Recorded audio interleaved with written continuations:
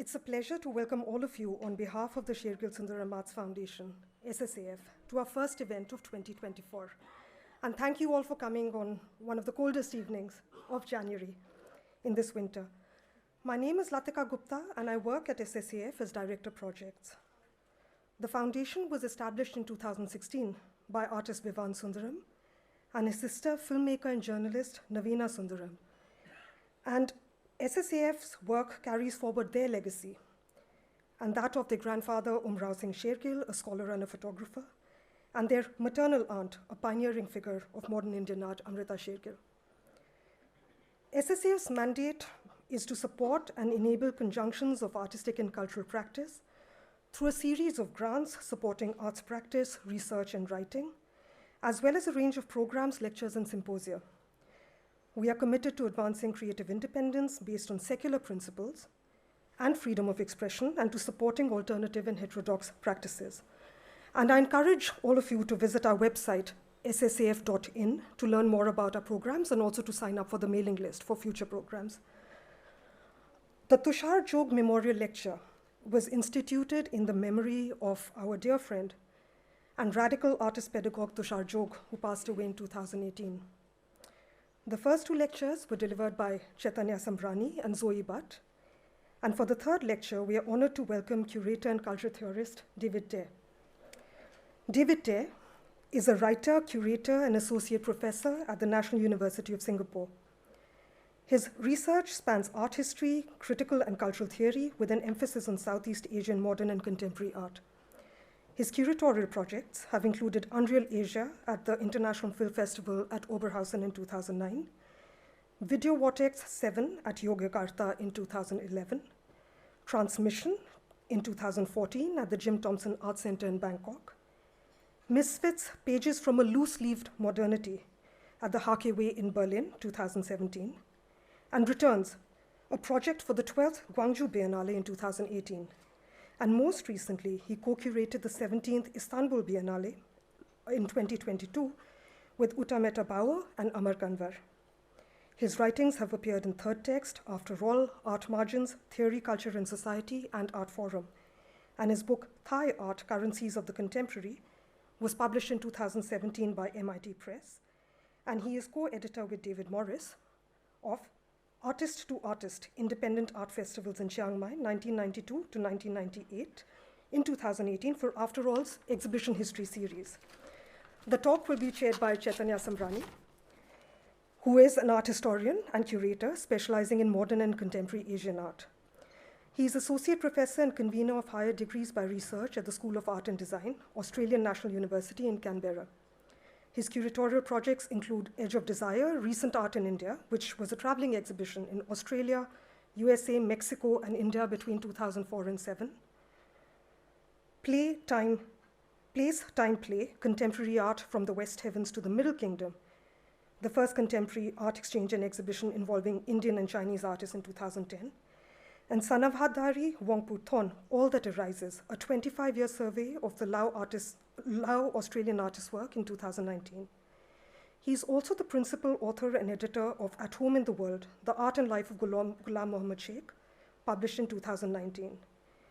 Chaitanya is curatorial advisor Asian Art to the Art Gallery of New South Wales, Sydney, and is also working on a critical account of Tushar Joag's 2010 project, Riding Rocinante in the Context of the Politics of Belonging and the Futures of Freshwater in Asia, to be published by SSAF Tulika Books in 2024. Over to you, Chaitanya.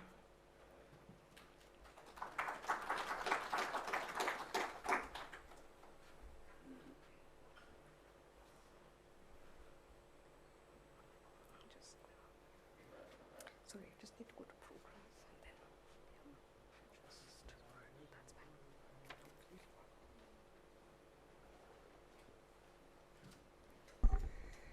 Thank you very much, Latika.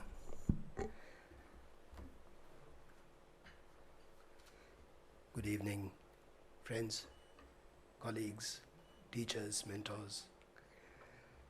So wonderful to be here with all of you to celebrate. So wonderful to be here with all of you to celebrate the legacy of Tushar Joag and to introduce Dear friend and colleague David Teh from the National University of Singapore. Dearly, really delighted to be here. Tushar, as we remember him, many of us who have long histories of working with him, quarreling with him, scheming with him, planning with him. Tushar had a tremendous belief and a burning desire to transform the world and to leave the world a better place. He thought and declared himself to be a votary of art as a tool for social change. Rather than just bringing politics into art, he thought that it was necessary to bring art into politics. His sharpened consciousness of hegemonies and hierarchies globally was developed as a result of his 2-year residence at the Rijksacademie in Holland after his previous training at the JJ School in Bombay and at the MS University, Faculty of Fine Arts in Baroda. Like many others, he sharpened his politics and his aesthetics, his pedagogy and his commitments as a result of displacement. And I'll have more to say about displacement in just a minute. Tushar thought about, with great despair sometimes, the futility of art making, and at one point proceeded to destroy all of his own work produced during the 2 years of Rijksacademie, and then the 10 years previously since his graduation in Baroda. So we actually do not have a lot of Tushar's work in existence from that 12-year period. He also destroyed the slides that documented these works. So very little survives out of that auto-iconoclasm that he performed. And there was a certain performativity to all of these things.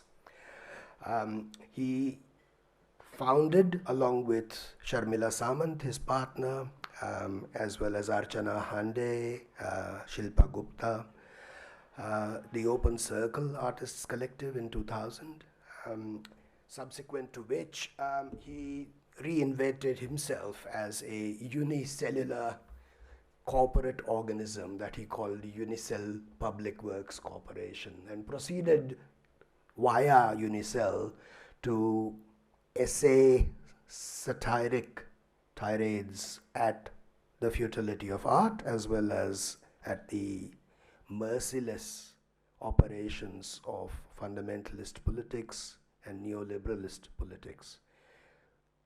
Some of these actions were based in his home city, if you like, of Bombay, where he proceeded to stage protests, sometimes in collaboration with the Narmada Bachao Andolan, where he proceeded to essay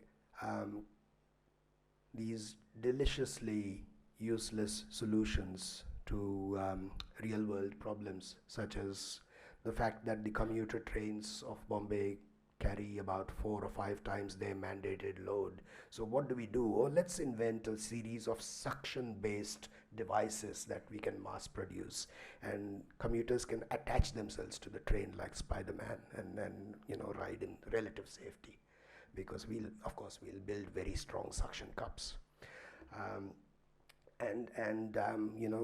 We could just get rid of all this congestion by building a network of canals. Let's pump Powai Lake dry, pump all of that water into a series of canals, and we'll make Bombay into the new Venice for the 21st century. Why not? Why do we need traffic jams after all?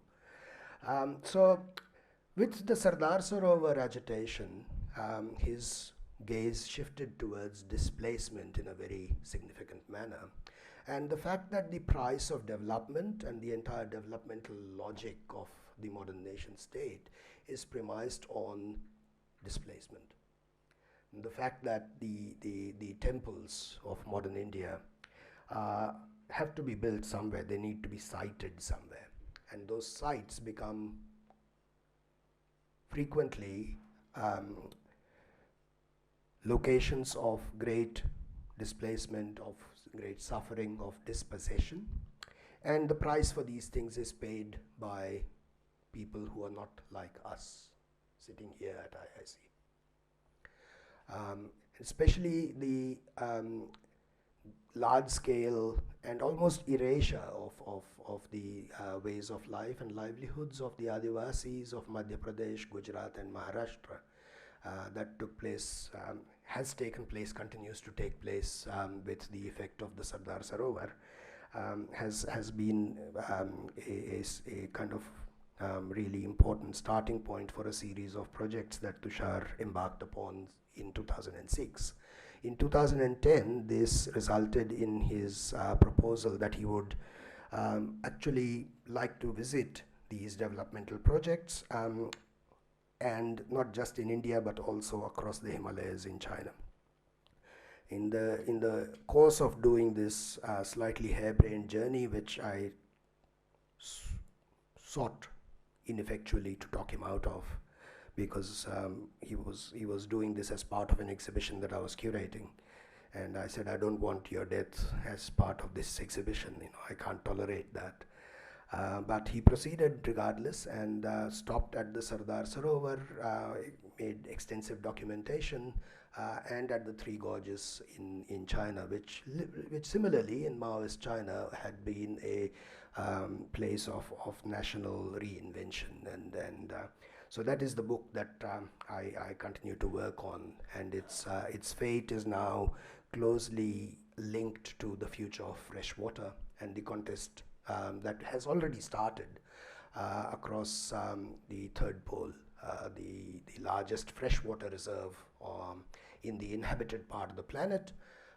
That is the Hindu Kush Himalaya Tibet plateau, the frozen waste that actually produces the Ganga, the Indus, the Yamuna, the Brahmaputra, the Yangtze, the Mekong, the Irrawaddy. So all of Southeast Asia and most of northern South Asia and southern China, entirely 2 billion people depend on the third pole. That is where all the fresh water comes from, and it's disappearing as we speak. So the idea that Tushar was working at towards the last weeks of his life, and many of us are aware that the 18th of December 2018, he went for a run in the morning and had a catastrophic heart attack that morning. But he had been, along with others, working on a project called Artists Unite in 2018 that many of you will be aware of and will remember.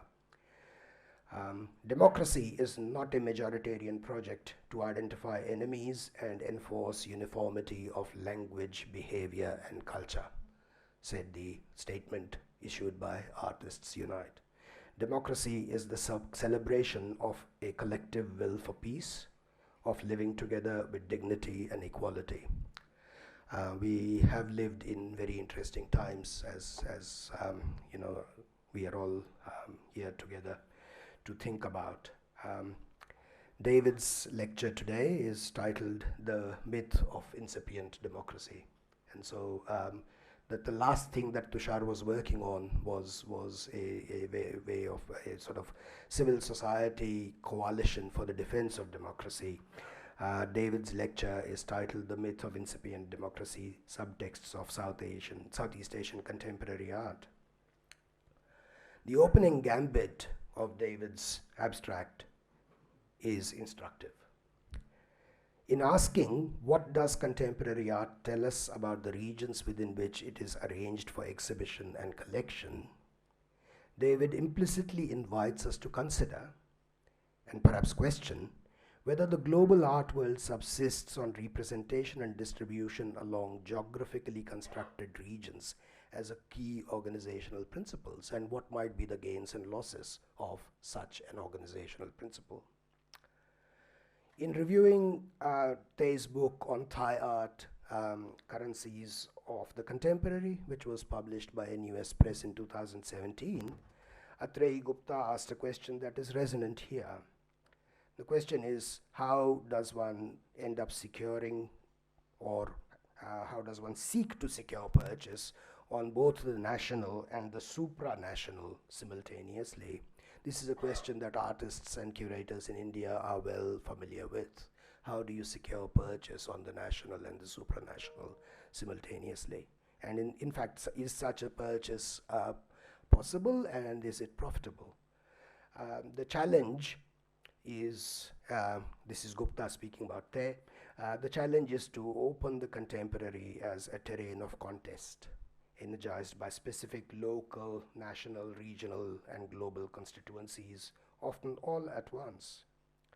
Teh's Australian upbringing and education, and his Southeast Asian locus, informal backpacking in Thailand post-PhD to begin with, and then institutional ties as an art historian in the Department of English, Linguistics and Theatre Studies at the National University of Singapore since 2009, is also really useful for us to think through. He calls himself an unfaithful member of the disciplinary community of art historians. And I think in that unfaithfulness and his displacement as well, within and without the Department of English, Literature and Theatre, there are ways for us to think through the organizational categories and the discomfort associated with some of these, and the productive displacements that come along as a result. David's location in Singapore is very useful for us to think through sitting over here in Delhi. Singapore is a very interesting limit case in thinking about Southeast Asian histories. It's the most prosperous per capita nation state amongst a constellation of 11 classified as Southeast Asia. It's one of the smallest. Only Timor-Leste and Brunei have populations smaller than Singapore, which is about 60 lakhs of people, 62 lakhs of people, right? And yet it has the best equipped infrastructure for education, healthcare, transport, and of course for the collection, preservation, display and dissemination of art. Across the National Gallery, the Singapore Art Museum, the National Museum, the NUS, etc., etc., that little island state boasts a formidable concentration of art and visual culture from across Southeast Asia, at least since the middle of the 19th century. David has suggested that when we start thinking about constructions of the contemporary, the term contemporary has shifted from being chronological to increasingly an ideological construct. And that's something that we are about to hear him speak about. The nation state, in our own experience, has turned from being at least putatively hospitable, or at least imaginable as being hospitable, to an ongoing and pervasive state of being hostile.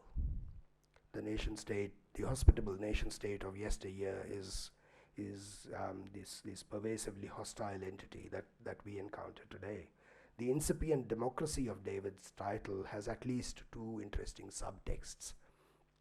That the region is not quite ready, mature, prepared for a full unfolding of the democratic process. That's one kind of subtext. That's one kind of narrative. That's one kind of trope that surrounds modernities of the global south. Not yet.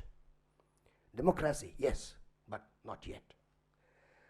One is reminded of the principle of guided democracy and other such authoritarian regimes that were putatively democratic but remained de facto autocratic. The other resonance is that this not yet, not entirely, not quite applies across education. Not yet educated, not yet fully educated, not quite educated, not yet developed, not yet prosperous, not yet efficient, not yet democratic, not yet modern, not yet contemporary, not yet. Incipient.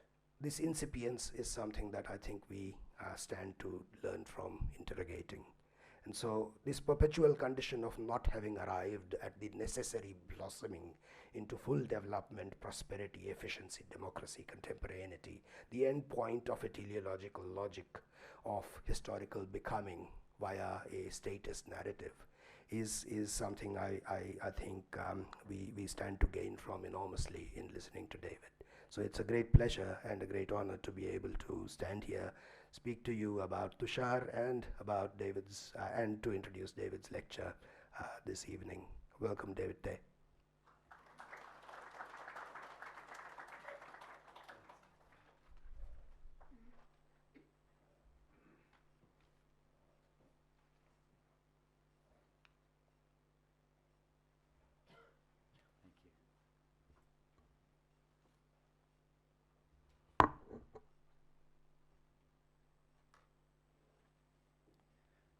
Thank you very much for the introduction. I'm humbled to be here, and thank you for the warm welcome. It's a privilege to be honouring the legacy of Vivan Sundaram and his illustrious family, and of Tushar Joag, whose life's work seems to be so much in keeping with the ethos of the art that I've been studying for the last 20-odd years. Thanks, Chaitanya, for taking the time to come and moderate tonight. Thanks to Latika and to Geeta for a very warm welcome as well. Geeta worries, maybe with some reason, that I'm going to injure her tonight. Sparring with the Geeta of 20 years ago, and if that happens, I apologize. I beg your pardon and I beg hers. If I borrow a vocabulary from a particular few of her essays in the 1990s, it's because I know her thinking has profoundly shaped so many of you, making her the ideal companion for examining Southeast Asia from this West. She was both protagonist and witness to many of the shows that I will mention tonight. If you ask me, those essays have aged much better than most of the art. And whether she agrees with herself or not, she is a pillar of the intellectual history that our two regions share. I hope, Geeta, that you will see how very necessary you are, and I look forward to seeing the new positions in your forthcoming publications as well.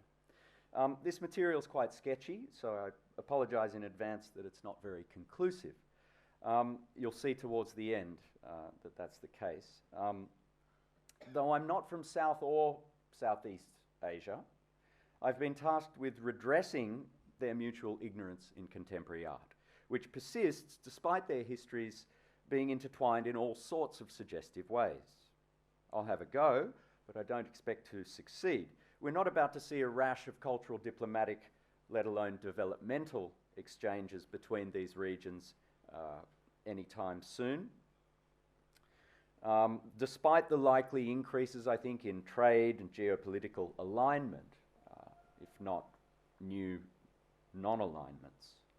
Indian audiences in 2034 are not going to be much more familiar with the leading lights of Southeast Asian art than they are now, nor do I expect to count more South Asian art researchers amongst my colleagues in Singapore, a brains trust that has been there, incidentally, in literary studies for quite some time.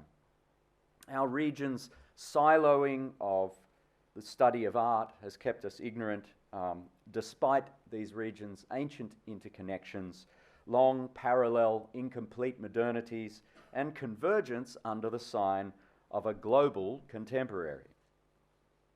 Now, I've tried hard to make this talk about region as a historiographical and an instrumental curatorial device, not just to honour the invitation, but because it's a key term in my research, a contestable dynamic figure that I hope will arouse your sense of region and enable comparisons, and thus also relativise what I'm going to say about contemporary art in contiguous but unsynchronised geographies. What traction has region had in the discursive constitution of contemporaneity? That story begins for me, as Chaitanya mentioned already, when contemporary ceases to have a primarily chronological meaning and becomes, for want of a better word, ideological. It hardly needs reiterating anywhere in the global south that, like modernism, contemporary begins in different places at different times. for all the convergence it named and the simultaneity that it implied in the process and discourse of globalization. But one peculiar thing about contemporaneity is that, unlike modernity, it's rarely convincing when iterated nationally. It's much more credible, I think, as a regional phenomenon, notwithstanding the skeptical account that I'll offer tonight. So, why am I so interested in regions? One, they're generally not indigenous creations, but authored by others, and to that extent, heterological, a foil to the chauvinisms, then, that have plagued us at least since the rise of nations and wherever writing prevailed in the organisation of cultural memory. Two, in so-called area studies, country specialism hasn't stopped region from being a fundamental precept, even often practiced unconsciously, a kind of habitus.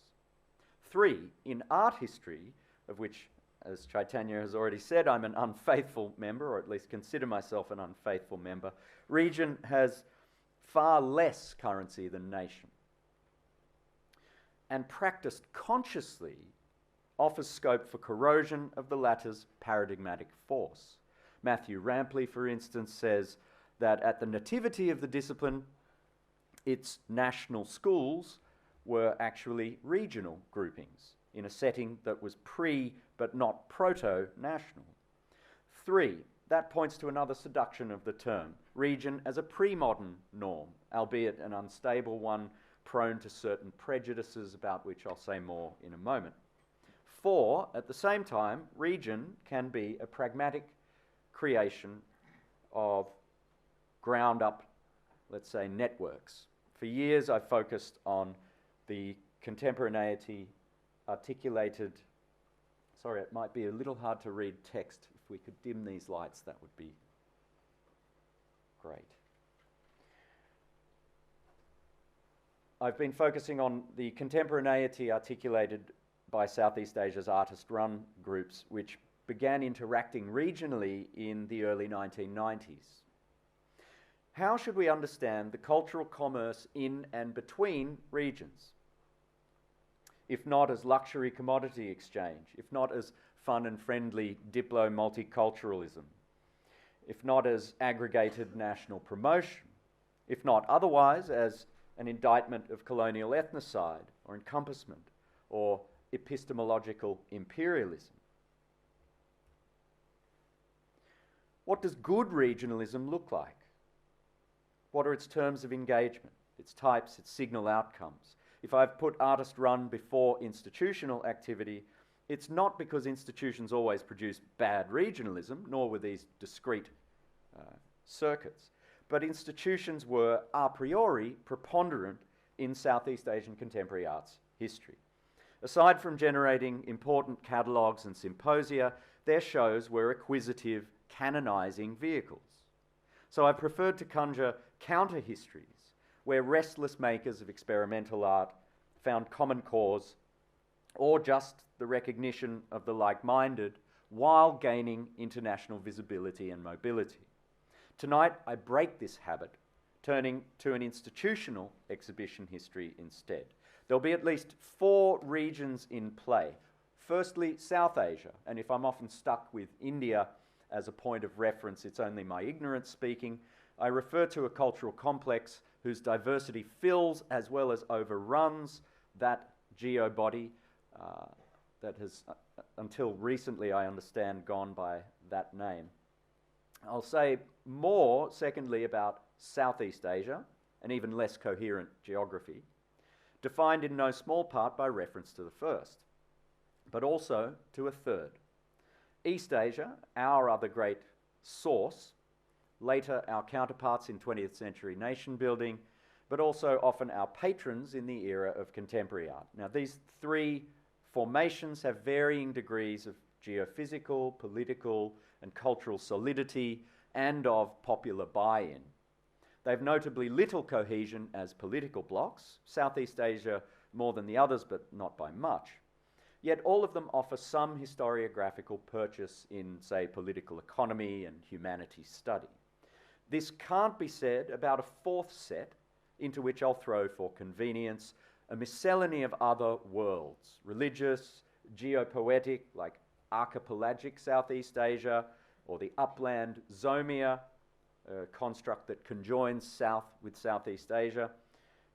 Vectoral, as in the so-called Indian Ocean world, there's another, as well as regionalisms operating subnationally or provincially.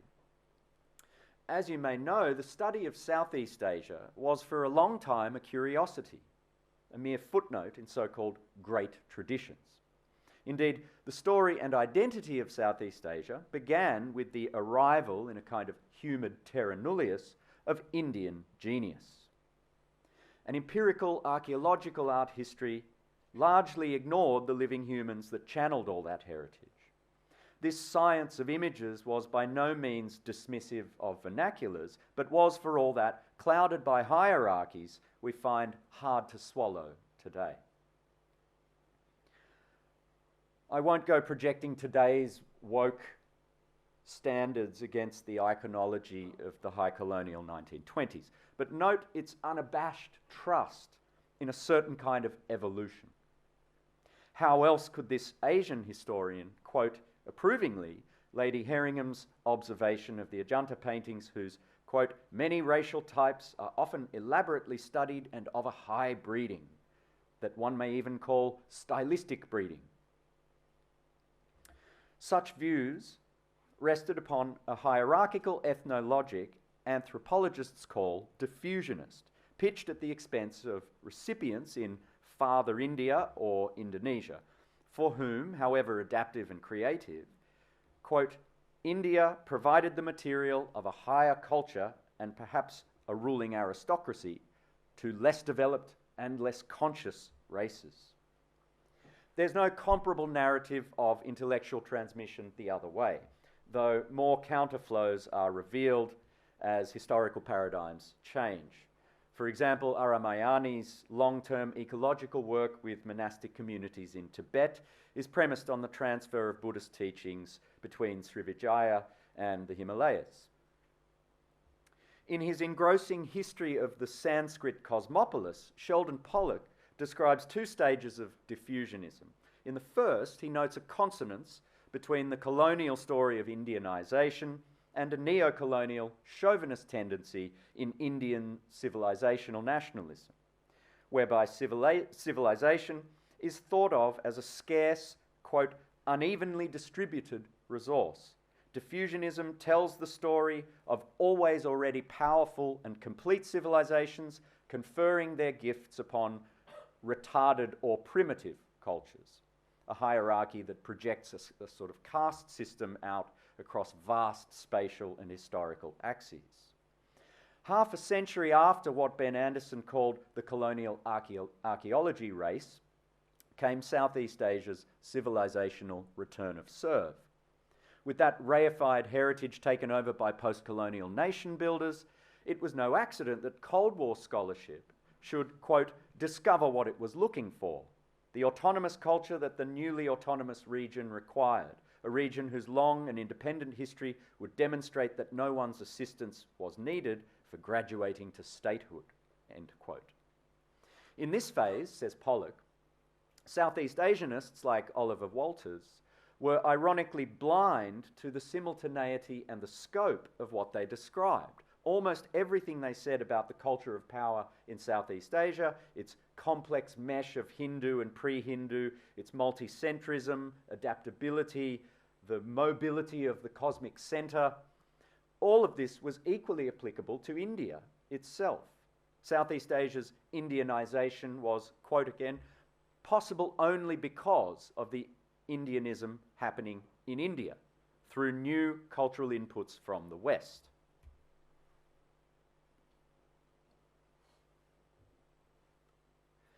There is, in other words, a kind of denial of coevalness at work, to use Fabian's phrase, in Indo-centric accounts of Southeast Asia, notably on behalf of the receiving side. In any case, the best work addressing the pre-modern, addressing region in this pre-modern sense, isn't about reverse transfer, but just takes seriously the intellectual impact, the critical inventiveness, of the host culture, indigenous, vernacular, often feminine, on the civilizing one. This is detectable, for example, in the videos of Nguyen Trinh Thi and in Ashley Thompson's work on Angkor. Perhaps ironically, the most disruptive research on modern uses of the region's traditions comes from a specialist on classical art in a prestigious chair at SOAS. Yet it was the decorated French commando cum archaeologist Paul Mousse who, before anyone, saw this relation in a non-hierarchical light.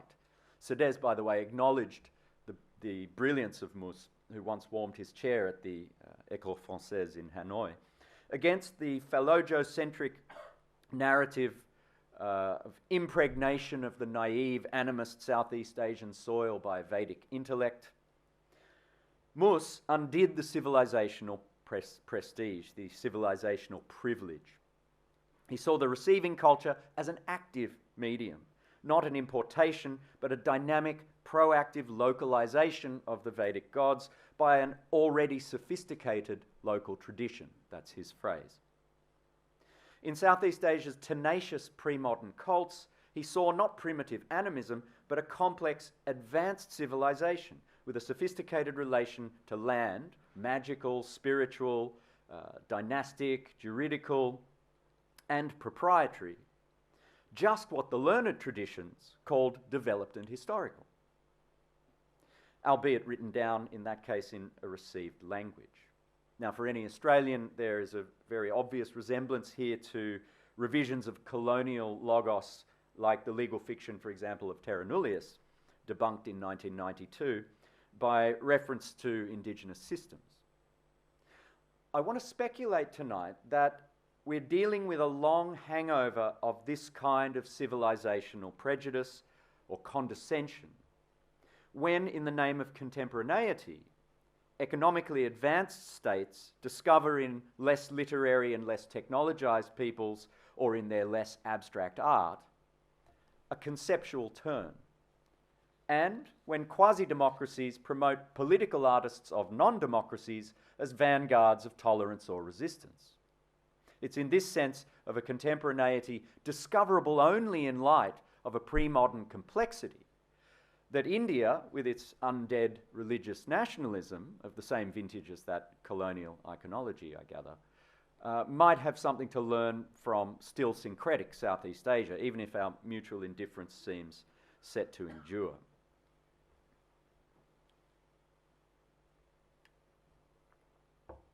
The 20th century exchange between our regions was more extensive than national art histories let on. More consequential than delegations to India's Triennale in the heyday of bureaucratic modernism were the sojourns of individualists like these in Shantiniketan. But the 21st century sees a massive, more material alignment in an art claiming a different relationship to the modern and to nation, and calling itself contemporary. While worrying about the promotional clout of institutions like Berlin's Haus der Kultur und der Welt, where she worked, Annette Bhagwati compares shows made in the midst of that convergence in 2003 and 2005, hoping to reveal a pluralist, trans-canonical exhibition making. But entry into the trans-canon came harder for some than for others. As curator of Subterrane artworks in the City Fold, Geeta Kapoor had catered to European appetites for a certain look of international contemporaneity, indexed primarily in choice of medium, at the expense of nuanced, reflexive national historical positioning articulated in painting. Bhagwati cites Nalini Malani and Subodh Gupta's contributions in this regard. Forgive me for only brushing past this show. That catering is debatable, of course. It's only the perception of it that I'm marking here tonight. If reckonings with a national canon seem to retard Indian art's contemporaneity, the works chosen for a Southeast Asian show, Politics of Fun, curated by Gutia Gawiwong and Ong Keng Sen, a Thai and a Singaporean, were by contrast already plug and play, quote, perfectly in line with the Euro-American contemporary canon, by young individualists with transnational horizons using interactive and ephemeral media, and crucially unencumbered by art historical reflexivity or local modernism.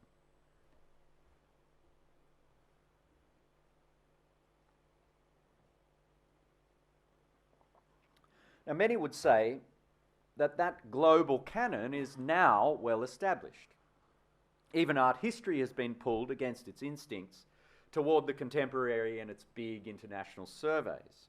But if the term does muster these regions for a larger world art history, more than simply naming the look of international contemporaneity, why are we still, 20 years on, mutually ignorant? The sign of that contemporaneity was indeed used to announce just such an encompassment in Asian mega surveys that began in the 1990s, the exhibition history that I wish to sketch.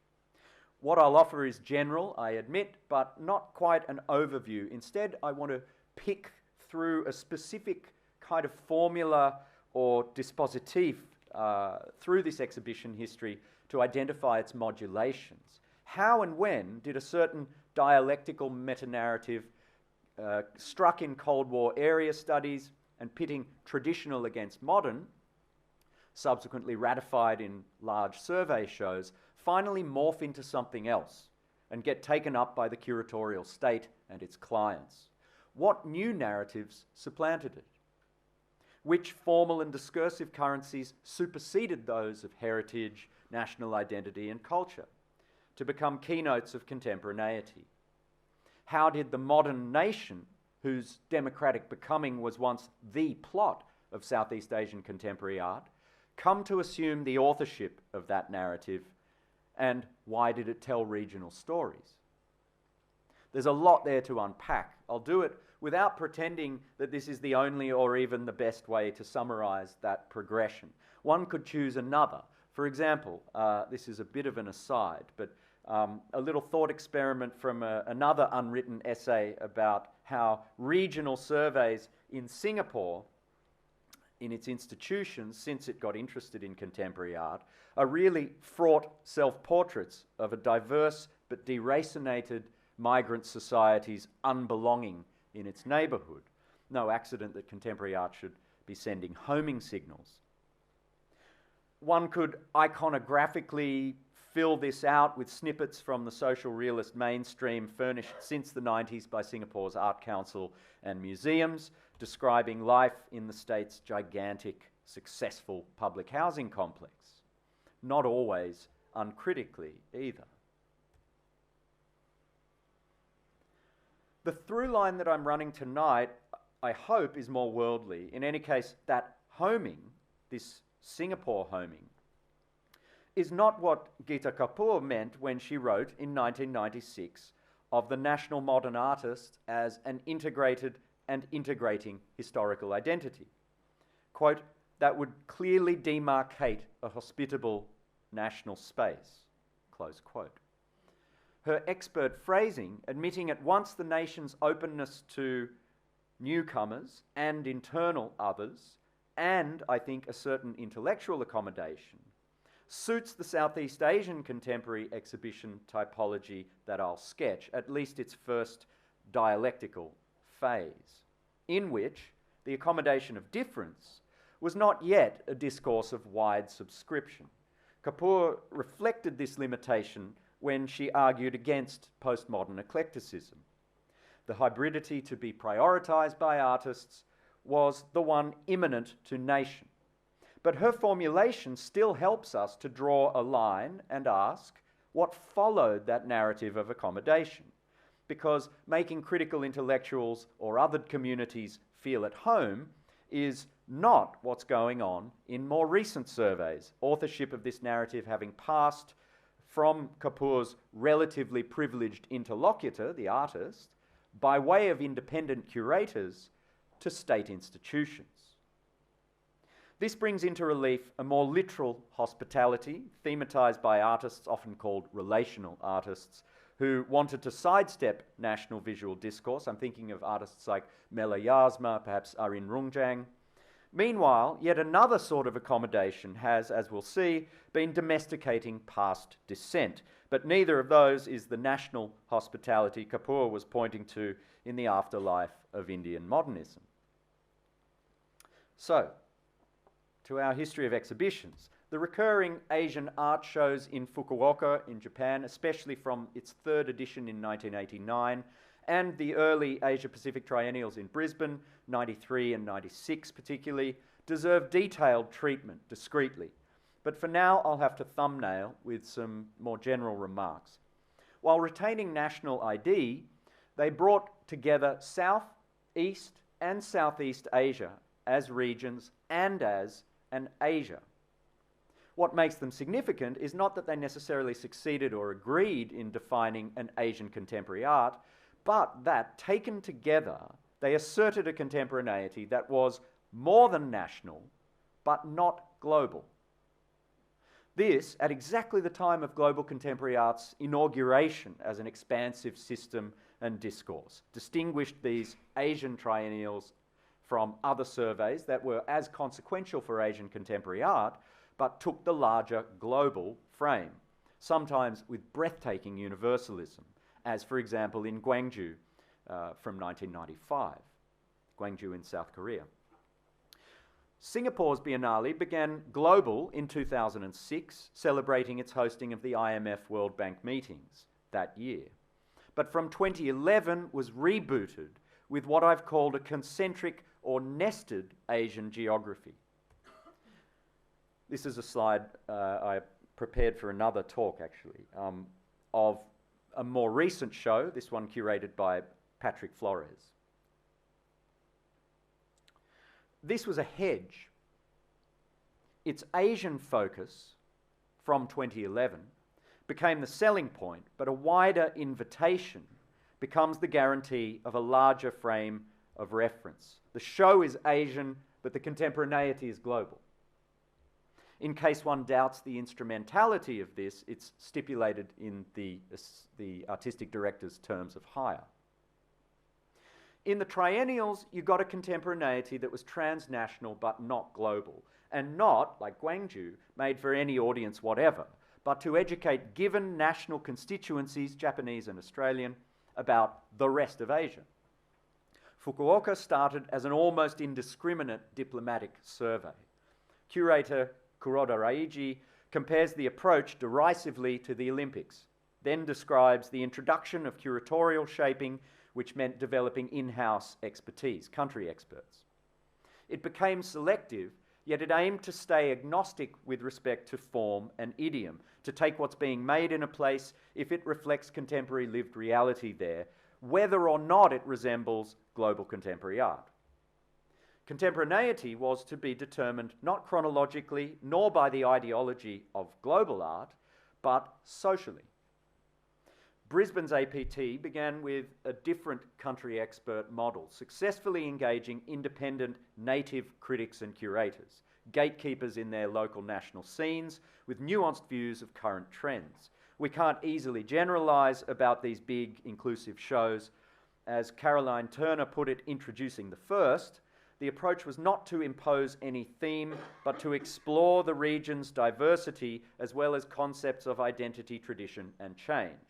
This last phrase, tradition and change, named the volume that the Queensland Art Gallery put out before the first show.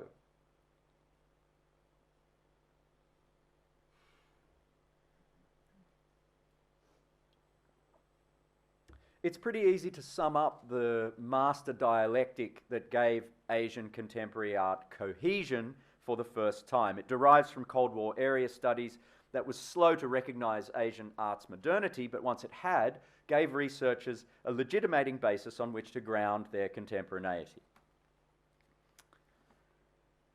The dialectics of tradition and modernity framed important art histories and survey exhibitions. Two general points about this quickly. One, whether determined socially, stylistically, or discursively, a claim was being made here for a specifically Asian contemporaneity. And point two, this Asian specificity, both its traditions and its modernities, were iterated or denominated nationally. One was only Asian, insofar as one might already be understood as Malaysian, South Korean, or Indian. To many observers, then and since, this seemed perfectly natural. National identification in biennales is, of course, a long, ongoing debate.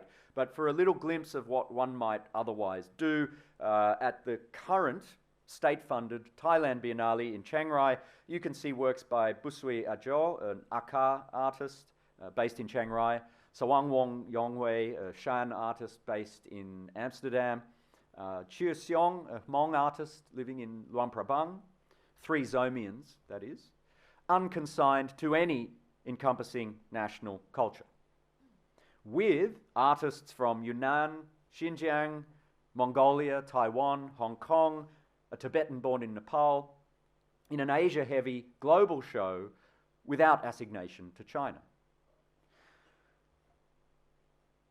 I'm not the first to go looking for the onset of contemporaneity in survey shows. Seng Yu-jin claims that exhibitions dominate our historiography, pointing to more selective shows rather than triennials. Personally, I find his evidence unconvincing, but it does offer clues about the modulation of metanarratives. The somewhat tendentious one here is about contemporaneity born of an identity wriggling free of its ethnic and then national specificity, ending up in the 3rd show listed here, in an individualism tagged as conceptual, a term that he doesn't really define. In the process, the baton of patronage is passed here from the former imperial hegemon, come development financier, Japan, to the post-colonial market developer and would-be trading post, Singapore. Seng, by the way, holds a senior position at the National Gallery Singapore. The latter 2 shows were both at the Singapore Art Museum, curated by Singaporean regionalist art historian T.K. Sabapati. The last, incidentally, was the only one of the shows that I'm going to mention tonight that was co-sponsored by the Regional Association of Nations, ASEAN. Not all curatorial narratives are as reductive. Contemporary Art in Asia, Traditions, Tensions, in '96, curated by Apinan Posianon, belongs to the dialectical genealogy. Most of the artists occupy national planes of reference. Their causes are not limited to them, yet their critical entreaties are made within national historical envelopes, stamped with quotation of some conspicuously national institution, culture, language, flag, tradition. But again, the contemporaneity was Asian. Apinan, with a PhD from Cornell, the mainframe of US Cold War area studies, made tradition and modernity the axis of this partial scan of quasi-democratic Asia, but loosely enough to avoid narrative overdetermination. Tradition and modernity's tensions, as he put it, slide around like warm grease the moment one tries to define them. What traditions suffer in nationalist and capitalist modernity is but one theme among other, quote, domestic tragedies, including religious warfare, bloody civilian uprisings, the oppression of the poor, and subjugation of Asian women. I'm paraphrasing here from Alexandra Munro's review of that show. In other words, there's a larger progressivist claim about Asian contemporaneity residing within a larger-than-national civil society, whose constituents include dissidents, but also prostitutes, workers, and other subalterns. Despite the activist credentials of many artists, there was nothing radical about the show. Apinan described the mood with the words, enduring monumentality, calmness, and silence. Quote, the artist's anguish, disquiet, anger are suppressed.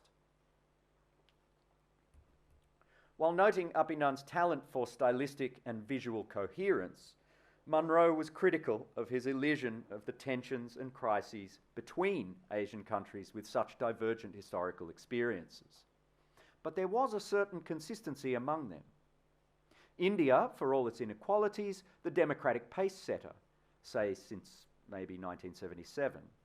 The Philippines having thrown off the Marcos dictatorship in 86, South Korea from the end of 87, the Thais for their part had put paid to another military regime in 92. Only Indonesia was still formally undemocratic, the sun finally setting on Suharto's US-backed dictatorship, entering then its fourth decade. This may explain why the incipient democratic claim that interests me was implicit here rather than explicit. By choosing only free world countries, the authoritarianism that prevailed in much of Asia was put right in the background. Democratization, it is implied, almost a fait accompli, according to a civilizational telos that escapes mention. The stifled democracy, bluntly encoded in FX Harsono's voice without a voice sign, is therefore temporary, curatorially thematized. The human body was everywhere. Bodies with organs, earthbound, signifying, communicating, petitioning agents. Voice, eyes, mind, hands, or whole figures, disembodied mouths. Whether anguished or docile, disintegrating or lobotomized, swarming or ranged in lines, these bodies are all tagged nationally. Whether that's made explicit in the work or by curatorial annotation, they embody the contradiction Kapoor considered definitive of the artist's idealized identity between their autonomy and a voice of the people, quote, held together in an undivided national community.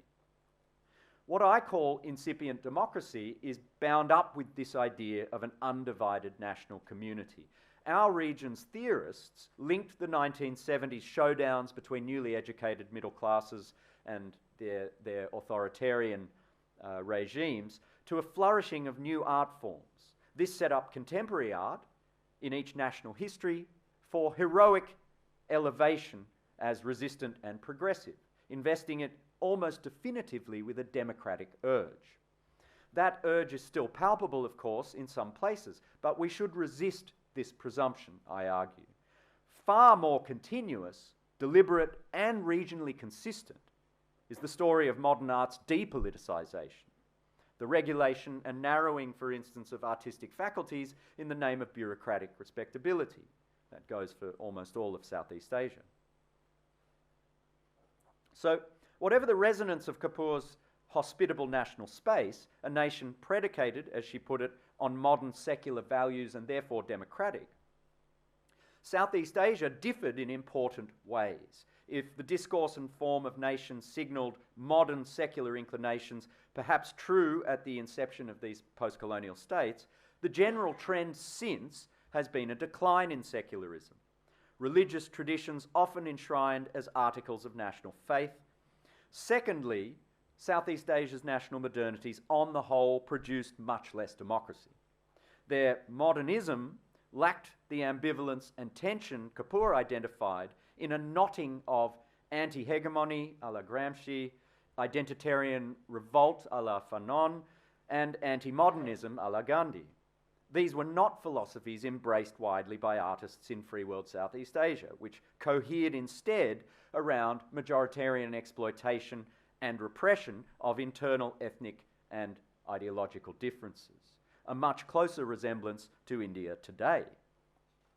On the socialist side, I can't confidently comment, but there was no unanimity regionally.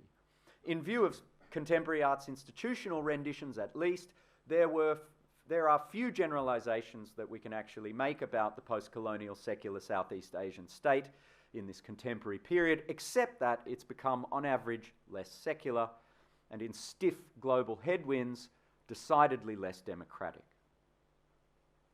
While that area studies master dialectic reigned through the 90s and the noughties, the contemporary energy in Southeast Asia was coming from something else, what I've styled quasi-institutions.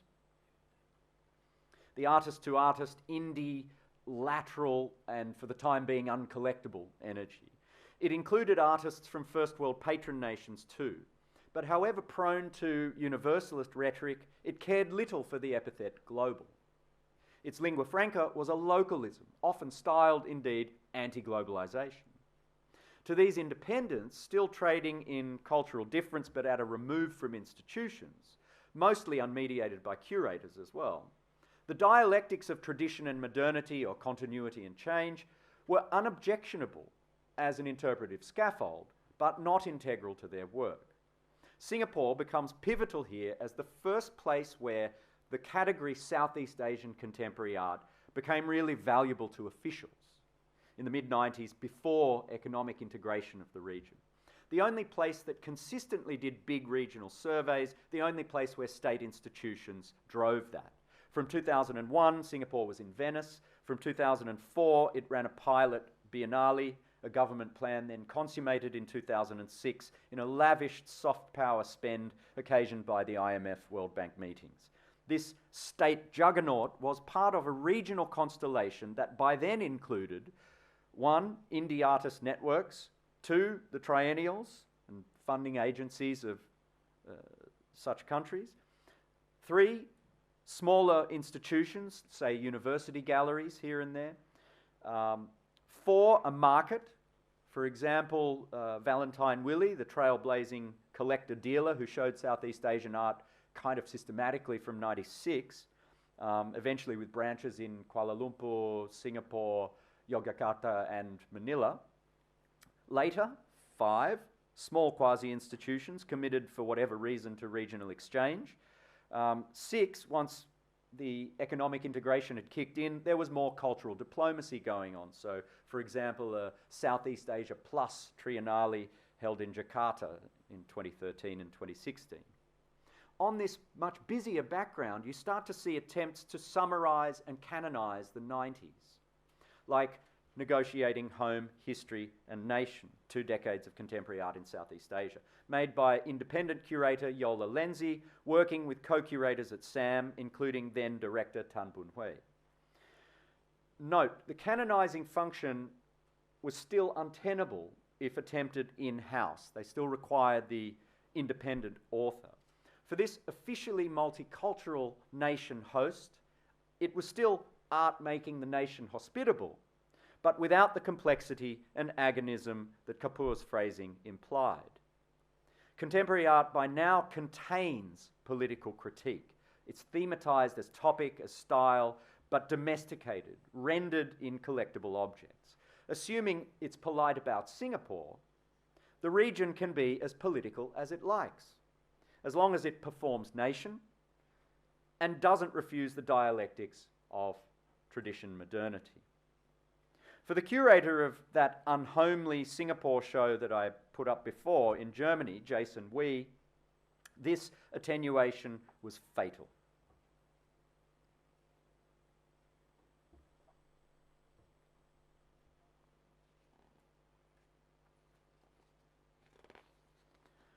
Lenzi followed this up with another big survey 2 years later with Thai and Indonesian colleagues in Bangkok.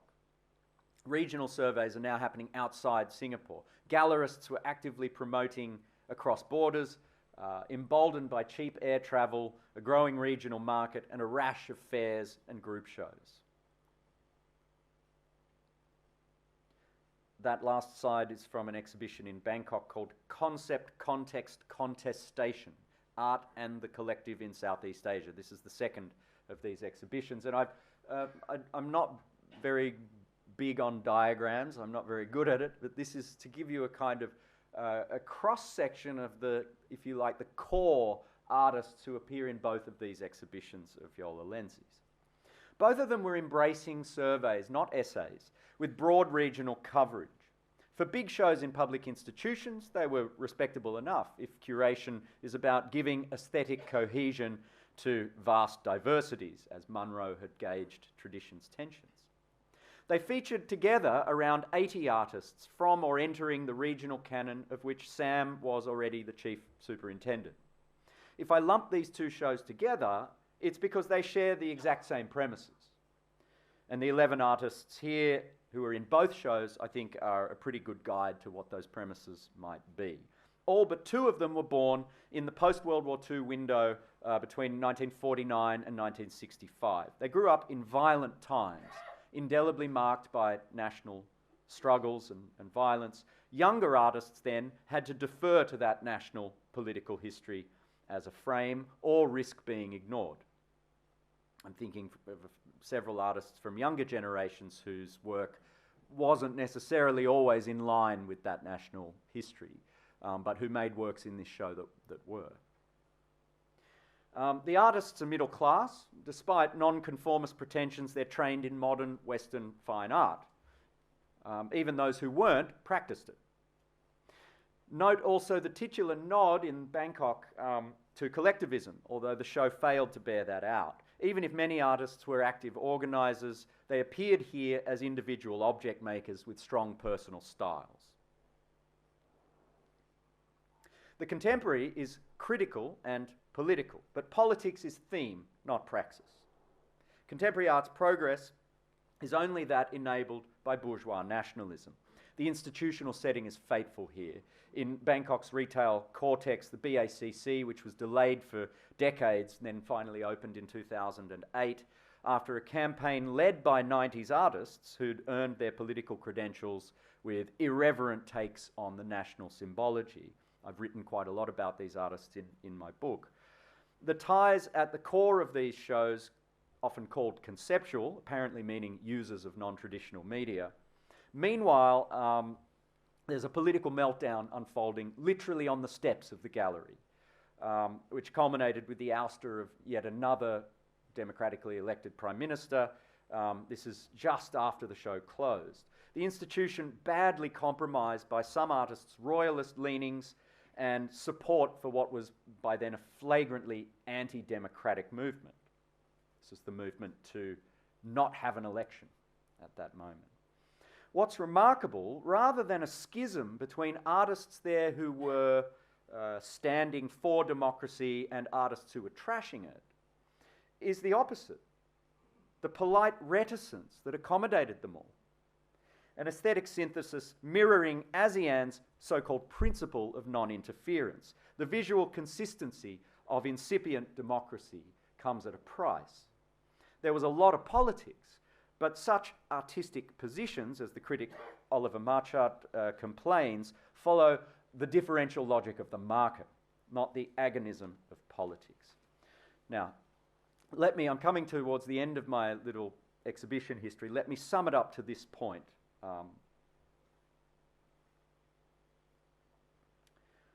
Contemporary art produces a certain idea of region starting from a Cold War instrumental mould, finding dialectical energy between streamlined images of past cultures and of modernities. Political modernity is only legible insofar as it is rendered nationally. That imagery is free-flowing. But when the material parameters of making, showing, and selling contemporary art become more regional than national, then the latter needs a new proof, a politics that doesn't point always narrowly to national struggle. It finds this in tendencies that it calls conceptual and political. But at no point is the artist conceived as a political actor, or more really than a bourgeois commentator. For this exhibitionary discourse crying out for deconstruction, I've used the phrase incipient democratization, undefined for too long.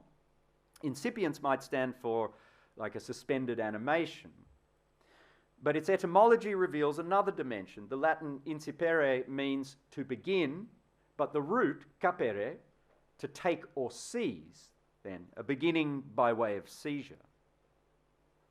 Of course, the greater irony and tragedy is that over this period, our region became drastically less democratic.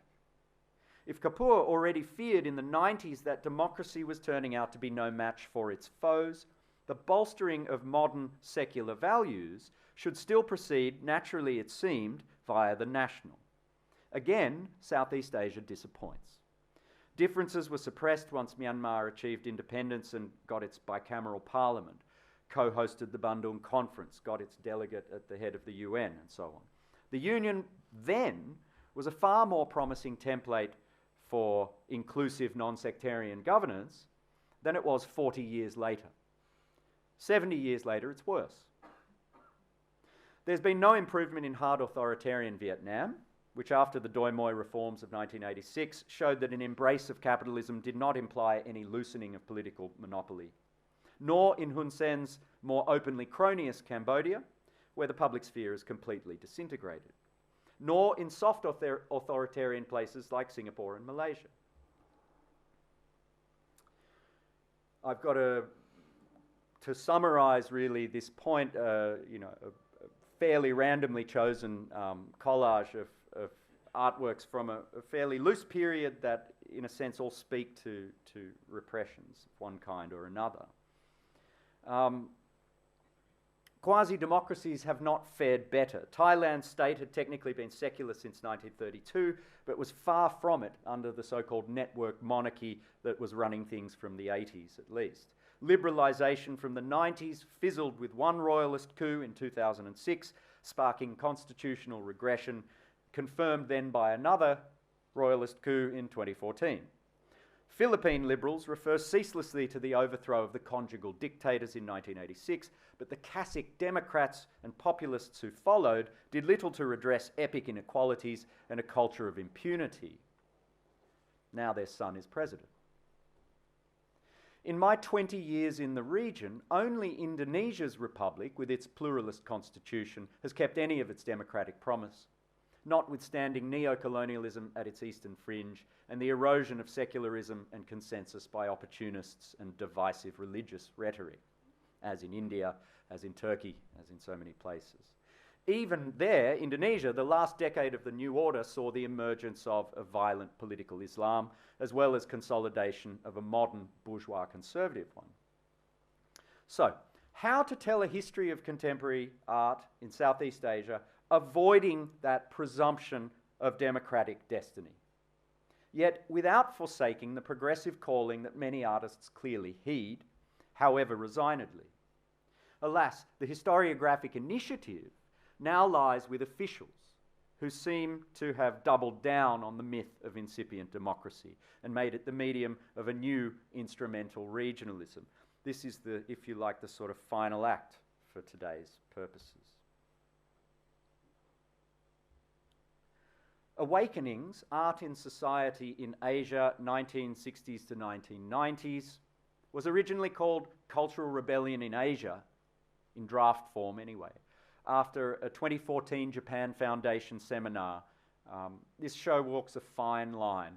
The chronological frame is 60s to 90s, a period in which politico-ideological struggles and concomitant social tensions gave art a generally critical function and a new experimental formal range.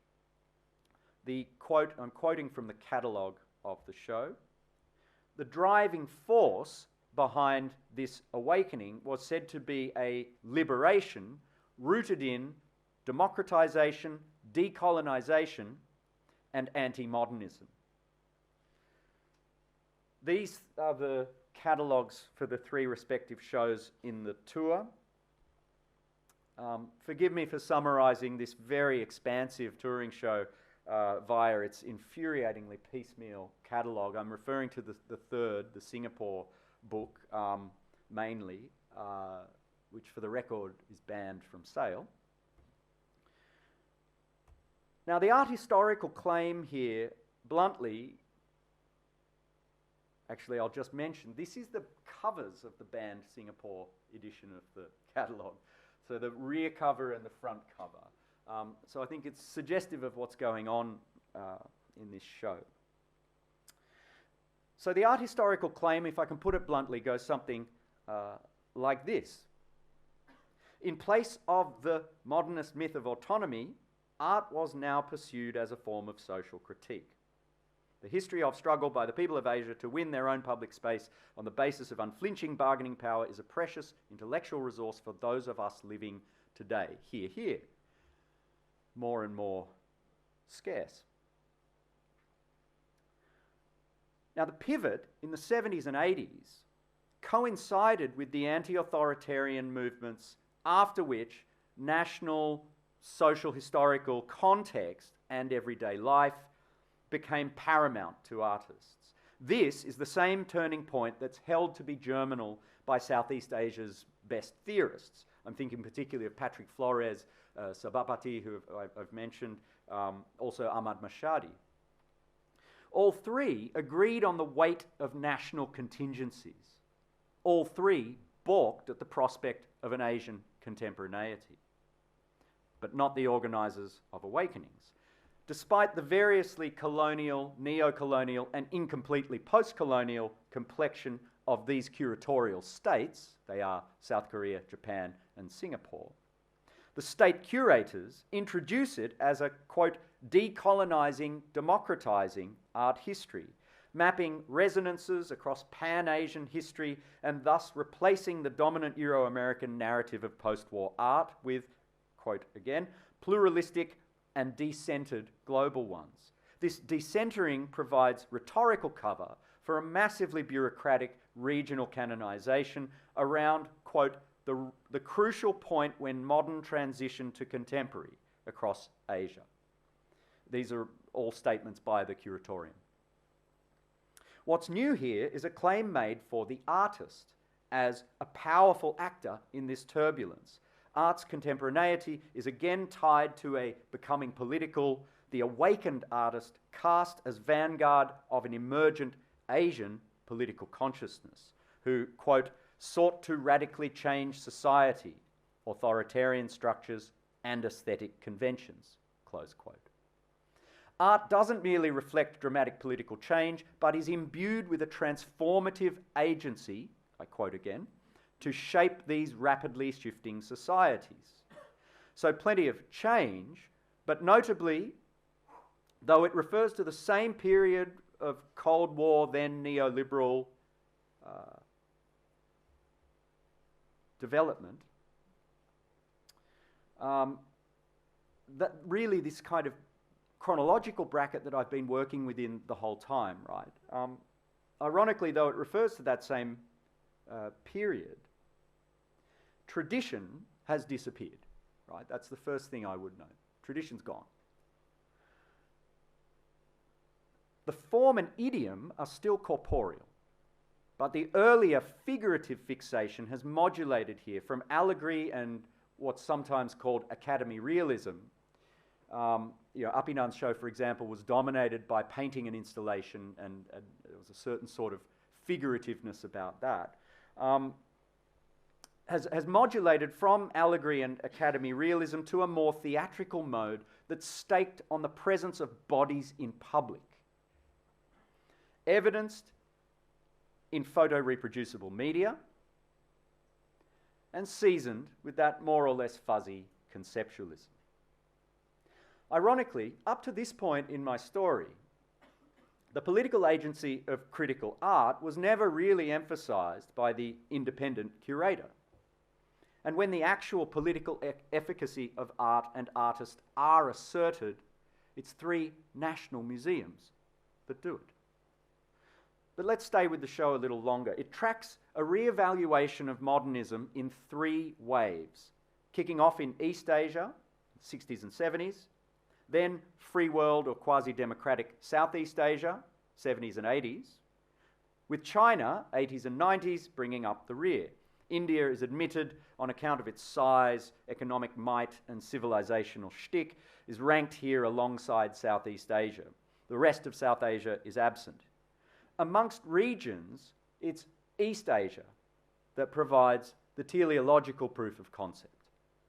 Pax Americana secures the requisite freedom for cultural rebellion and thus contemporaneity. So this narrative makes not only democracy but also contemporaneity the preserve of that free world, while the socialist bloc is set back by decades.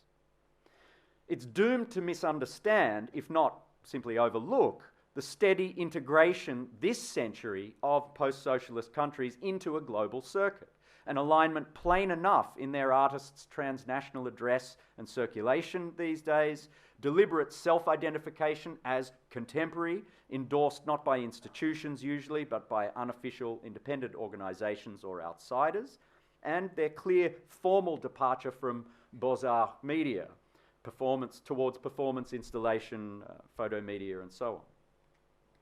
So is there not another denial of coevalness hardwired into this conception of contemporaneity? Asians consigning other Asians to other times? Southeast Asia, whose contemporary these three nations have done so much to invoke and summarize, is reduced, is amputated. The long-defunct SEATO, Southeast Asia Treaty Organization, provides a normative vector of democratization, while the post-socialist bloc is almost invisible. There are, for example, just two painters, one representing Cambodia, one representing Myanmar, from these states.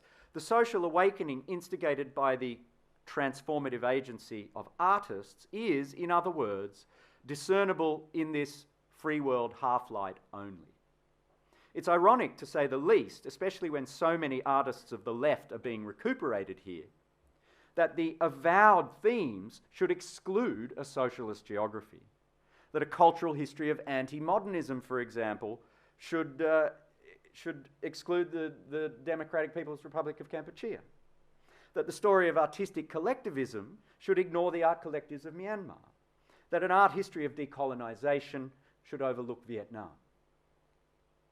Now, I don't really have a better punchline than Awakenings. I think it ties up what I've tried to sketch very well. So if I'm thinking time-wise, that's probably more than enough. So with that, I look forward to a conversation. Thank you very much for your patience and your attention. Thanks for having me.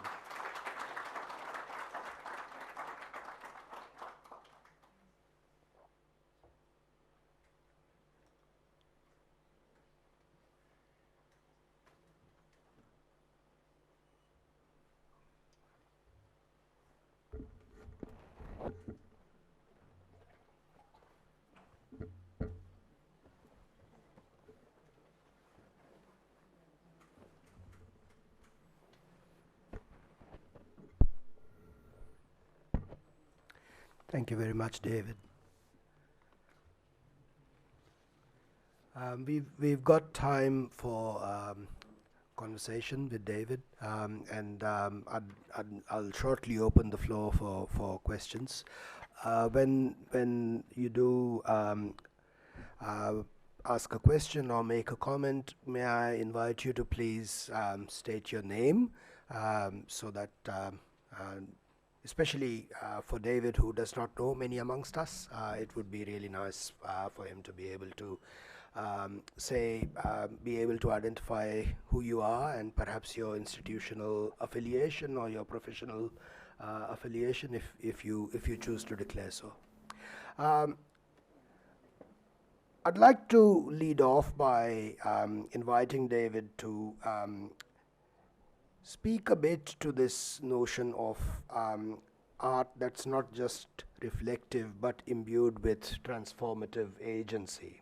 And I go there deliberately because this kind of ties in with the persuasions of the person after whom this series of lectures is named. So art that is imbued with transformative agency. And I ask that with a slight sense of unease here, David, because as you've incisively pointed to a certain necessity for streamlining, a necessity towards a packaged activism, if you like, that becomes a necessary condition for inclusion and representation in statist essays into histories of the contemporary. So if we were to think about the at least potentially transformative agency of art practice, and if we were to not find it in the packaged, streamlined editions issued by the curatorial state, then where would we find it? And I'm inviting you to think more about the collective here, perhaps going back to your own work in Thailand and the artists' collectives of the 1990s. Thank you, Chaitanya, for the question. Yeah, I mean, I think in a sense you know the answer that I'll give because you've been familiar with some of my work, but it's a very good exercise for me, I think, to, on the spot, to try to bring that to what I've said tonight. Transformative agency is actually not my phrase. I want to start by saying that. So this is a phrase I've lifted from the curatorial, from the state curators. Right? The first question I have is: Do you need a kind of classical public sphere to have that transformative agency? Because we ain't got it, right? So that's the first thing. And this has always been an inhibition I have bringing this material to India, which has such a storied tradition of public debate, you know, and of the preservation of space for it. I know that it's threatened, and it's threatened, it seems to me, sadly, in ways that it's threatened in many, many places. As you mentioned, I worked on a biennial with Amar Kanwar recently, and you know, he was constantly struck by the parallel trajectories of India and Turkey, trying to make a public sphere there, and facing so many of the challenges that he was alarmed to be facing here. So that's really a question I'll just let hang, because I don't know how to answer it concisely. I'm sorry. So where would I look for it? Yes, definitely in collectives, and I've written, as you know, about some high-profile, well-known collectives in the region, including Rangrupa, although that was a long time ago. I think what has happened to Rangrupa in their ascent, their heady ascent, you know, is a cautionary tale for many of us, but maybe not specifically in this respect, right? I think their transformative agency was borne out in their documenta. I loved it. I congratulate them for it. I think they followed through with it, and I think it was brave. And it consisted in a very, very earnest attempt to reprogram some of the muscle memory of large, you know, transnational exhibition making, and that I totally endorse. So it's certainly one of the models that I would want to mine for pointers to a kind of artistic agency proper to this contemporary. Another place I would say is like what I've called quasi-institutions. I mean, they need to be historicized. This is, you know, one anxiety that I bring to this work. And they've been historicizing themselves, especially, let's say, from roughly 10, 15 years ago, but they've also been canonized, they've also been collected, right? Their archives are being hoovered up by these new large institutions, and this is a process that has given me quite a lot of anxiety. This is probably why I agreed to do the book on Chiang Mai social installation. And I have copies here if anyone wants to look at that material.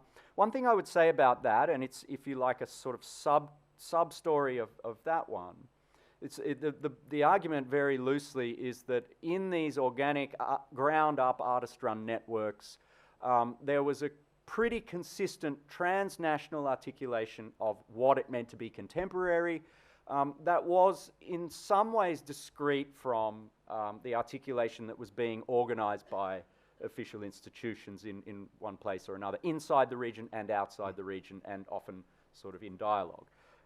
And one of the interesting things about that research was that I found that in the platforms I was looking at for comparative purposes, the Baguio Arts Guild in the Philippine Cordillera, also the Artist Village in Singapore, images of which I showed tonight, as if you like, kind of running mates for that fairly anarchic, ground-up activity in the 1990s and late 80s and 90s, was their distrust of the curator, right? So this is another narrative that I think probably deserves to be looked at.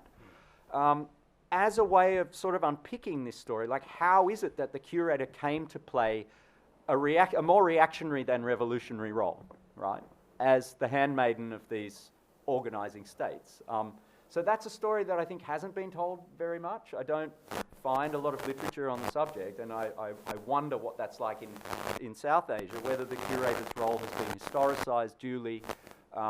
You know, these are people who came at a certain point to play an absolutely fundamental and very, very heavy role in the discursive constitution of contemporary art, right? And its exchange, its sale, its exhibition, its historicisation. And there's been, for me, surprisingly little scholarly kind of focus on that role. So I think that's something that I would also say. The last thing I would mention is that, like, transformative agency for me is also often about institutional form. So I want to sort of put on record that I think there are small institutions in Southeast Asia that have made a really tremendous contribution precisely by kind of changing or even corroding institutional expectations in both exhibition making and in historicising. You know, so private museums even in some cases, even collectors, but definitely also, you know, smaller artist-run agencies that, you know, might not be involved in exhibition but are very good at organising knowledge, you know. So there's a lot of these groups, and I think that their role also eventually, their transformative role is also going to play a part in us telling the story of this period. Thank you, David. If I can just push you at one other place, and then I'll open up to conversation with the audience. I'd like you to think aloud with us together whether you would make a distinction between two kinds of exhibitionary complexes. One which is openly organized along geopolitical affiliations, such as the non-aligned movement exhibition or the ASEAN exhibition. And then the burgeoning sort of regionally focused Biennale, Triennale that we see from, you know, whether you look at APT or you look at other Biennale, the Singapore Biennale which you spoke about. Would you like to think about these as representing alternate and perhaps contending organizational structures, or would you think about them as in fact two variations on the curatorial state? Yeah, I'm not able to generalize on the spot. I think that to my knowledge, the sorts of shows that you are pointing to, like for example Jim Supangat's Art of the Non-Aligned Countries show in the 90s. I mean, these shows I think are worthy of more worthy of research than a lot of the kind of official, you know, global art platforms.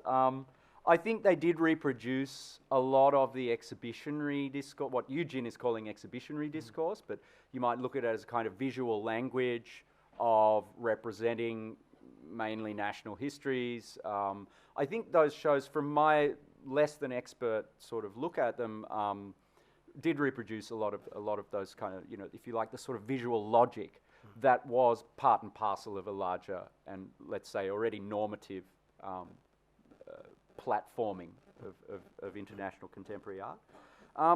Contending, yes, they're contending definitely, and I think if you, you know, if you did that research, I'm not able to say with detail, but I know people who are doing research on some of these shows.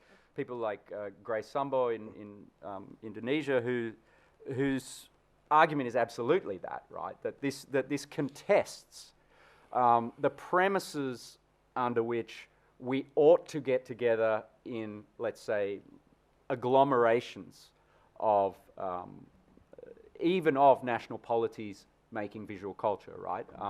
I think she would argue strongly for a contention that's going on. In any case, the contention in those sorts of shows, and I would include, you mentioned in our preparations for tonight, the Jogja Biennial, which some of you will know had an equatorial conceit for the course of 5 editions of the biennial. It was mapping countries in the equatorial region which would be partnered with Indonesia in the exhibition, and it was a fascinating experiment. It was absolutely through people's expectations with regard to, you know, what a biennale should look like, how you should make it. In some cases, not all of the editions were transformative, but certainly some of them were. So yeah, I mean, I think it's clear that these alternatives are being tried. I think they're being tried more and more. But I think also, you know, I have some trepidation when I think about the sort of narrowing that's currently afoot in Europe. You know, Europe has been really the mainstay of Southeast Asian artists, you know, their livelihoods for a large number of people who do work internationally. And what's happening there now may very well change these conditions. You know. Thank you. Thanks. I'd like to invite comments or questions, pointers for further discussion. I know that we have a tremendously engaged and amazingly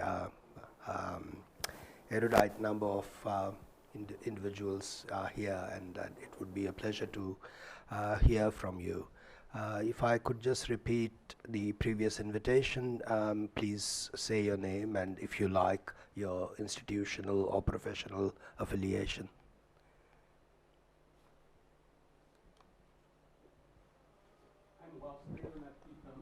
From Baroda, retired as the head of the Department of Painting. I was thinking about an example like Apinan Poshananda, who did such an important seminal show like Traditions and Tensions at one point of time, became a state agent, became a minister, a kind of cultural minister. And what happened? What did he do? I mean, it's an interesting case, actually, case study, one can think of. What do you have to say? You know, he's still doing it, is the short answer. I mean, Apinan has always been a mercurial figure, and he's, let's say, he's a beast who has served many masters. And he will always land on his feet, I think. At the moment, he's working for a very large beverage company, the family that owns a very large beverage company. It runs a biennale in Bangkok called the Bangkok Art Biennale. It's a very big show.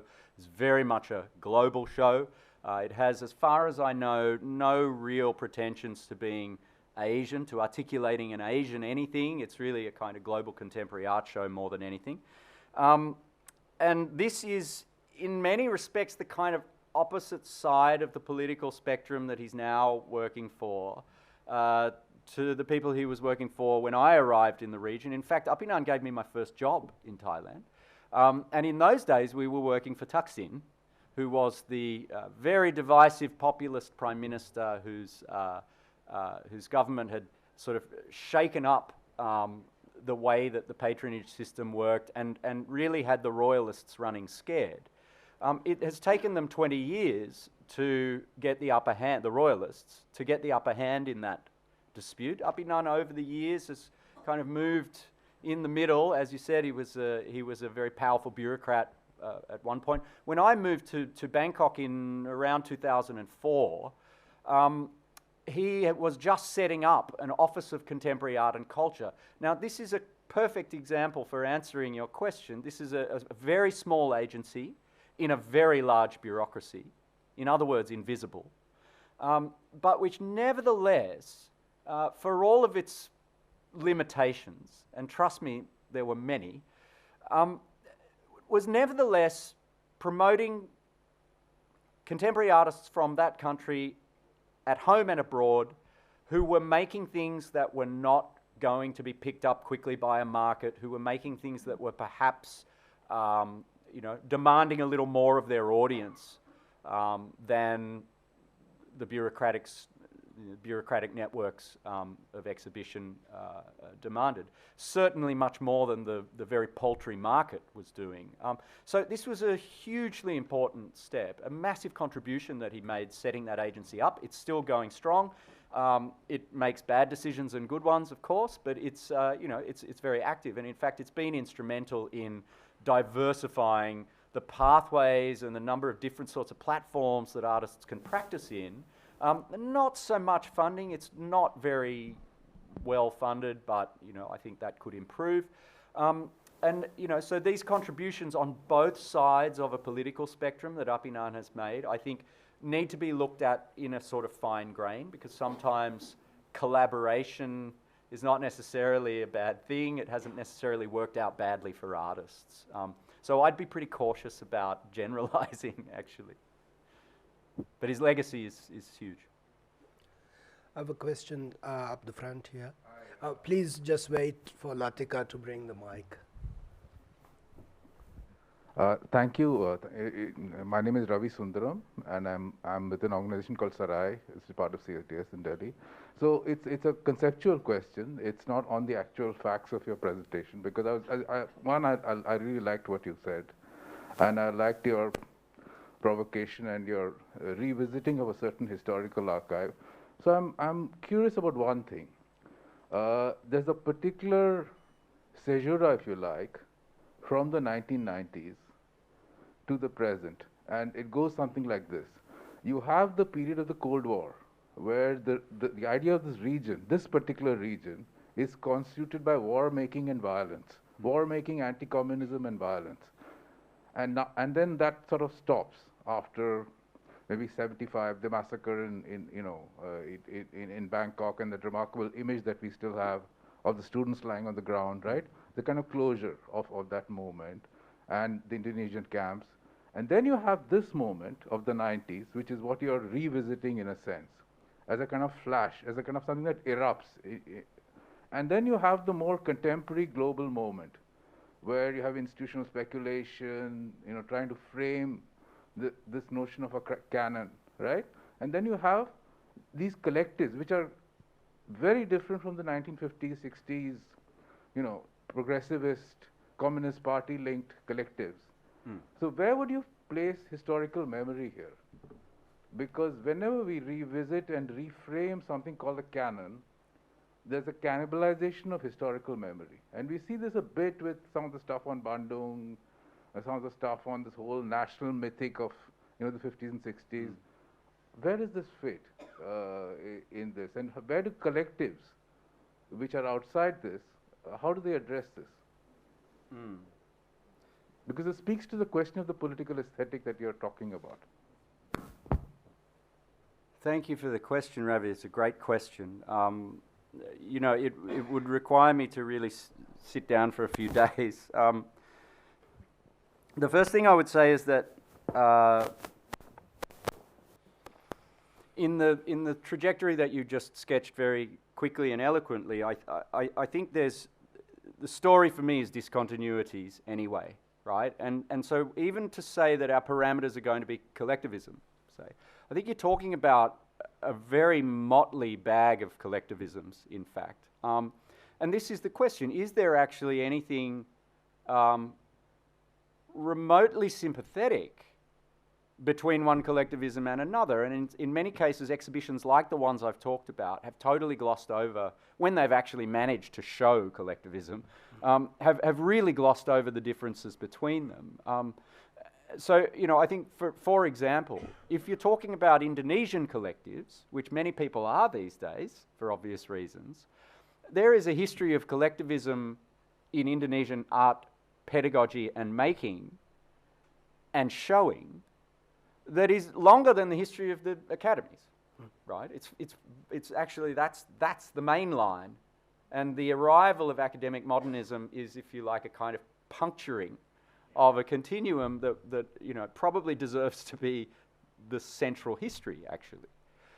So when people like me write about Rongrupa, I'm really just a drop in the ocean of this, because actually I think a far more profound disemboweling has to happen of that art history. Because if you read Indonesian art history in an art history class, it's not really told like that. I think the Sanghas are, if you like, kind of typecast in a way into a certain sort of, charismatic circulation of charismatic juices. But are they actually connected and, let's say, woven into a larger history of art? I don't think so. And this is why, when you come at this in the 90s, writing about the 70s, as Patrick and Ahmad did, or when you come at it in the 2010s, writing about the 90s, there appears to be such disjunctures and such a lack of that these moments appear to be so irreconcilable in many ways. And I think this is this is about settings. I would only say this as a very tentative solution, you know, that it's about the settings of your history, right? And if your history privileges the things that institutional historiography privileges, then you're not going to have a chance of resolving those disjunctures or finding the places where there are sympathies that overflow the national brackets, you know, which there are, which are actually plentiful, right? And what I've seen in the last 10 years, you know, for example, research coming out of a place like Phnom Penh that manages to link the utopian reconstruction of a city in a more or less Corbusian kind of manner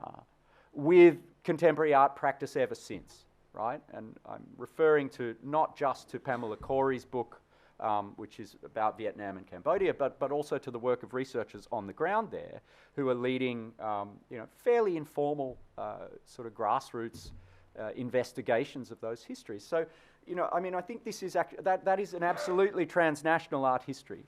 But in the art academy, you'll only learn about the painters and the sculptors, right? And this, in fact, is I think, a limitation that we still see, believe it or not, in almost every major art school in Southeast Asia. Except for those that are really gunning for this, you know, sort of more short memory, like curator schools and so on, right? Who want to just dive straight into contemporary exchange. So, you know, this I think is a really fundamental problem that you're pointing to. Raji. Mike's coming. I must first of all congratulate you on your really expansive, you know, journey that you have taken us. And thank you. My name is Rajiv Lochan. Well, I speak in my personal capacity, not in my official past. Well, I've had the privilege of having seen several of the exhibitions that you put out, and I'm glad that I interjected here when you're talking about Indonesia, because I thought you would certainly mention Heridono. Heridono. Well, I'd like to know his role in this long trajectory as far as Indonesia and this approach is concerned. What do you think? I'm definitely not going to be drawn on, you know, a kind of summary statement of his contribution. Yes, I don't know it intimately enough, his work. He's absolutely. You relate to the fact that he did play a very important role in this, and I've seen him right from. He's a very prominent figure in the history that I was telling, no doubt. I've seen him from 1987 from Japan, Kuroda's exhibition down to the Japan Foundation exhibitions, etc. Yeah, I mean, Heridono was also one of the first to be, let's say, properly canonized, you know. I mean, his major works were collected. That's why I raised that question. Yeah. No, I mean, I think he rightfully has a very central place in this. But I think his work is more interesting when you, for me, his work is more interesting when you put a bit more local context to it, and when you take it out of, you know, when you stop calling it conceptual art, because as far as I can tell, I mean, he doesn't have anything to do with conceptual art. But you know, he's one of the artists who, because he was practicing in non-traditional media, because he was making, you know, let's say, work in both material and kind of aesthetic in between, you know, that wasn't clearly classifiable, etc., etc. Because his work was, let's say, subjecting identity, which was very much the kind of currency of choice of that moment, to, I think, in Heridono's case, like a pretty thorough going over, actually. Like, I think there's a thoroughness, there's a depth in his work that I've always admired. I don't know that, you know, more recent work, I haven't seen his more recent work, I can't really comment about it. But, yeah, I mean, he's a very big name for, I think, for good reason. Not officially recognized in the fashion that... I think he has been recognized, though. Yeah. Jibesh. Thanks, David. My question is on this Singapore, this diagram, because I like diagrams, I remember them faster. So this global. Shall I put it on? Yeah, this global, the small arc called the global, and then this framework that you said of after the chronology, and which Chaitanya also mentioned, after the chronology, This thing, right? yeah, because the rest of the world, that's the space you call the kind of global that emerges there. Rest is within the language of Asia. So and this whole relationship between the contemporary having lost its chronological space and has become kind of a free-floating agency. So it's kind of and the status of modernism having kind of destroyed itself. It doesn't seem to have the potency to reinvent itself. It reminded me of one. I'll just give you a little. There is this term that is now used in the language welfareism in India last decade, which is called Labh Bharti, which is basically benefit getter, no? Benefit getter. So the logic of Labh Bharti is that you get, it's a transactional logic of welfare. You get benefit, you have gratitude. So, and why I thought that after the loss of the chronology and where the contemporary also seems to have lost its potency in terms of being able to interrogate both modernity as well as all the fault lines and residues that went unstated or uninterrogated. So do you think, and because it is a story of the Singapore Biennale, and this is one Biennale that is interestingly always has a lot of resource but never produces a discursive presence. You know, all Biennale can produce some controversy. Singapore Biennale is fairly a sanitized event.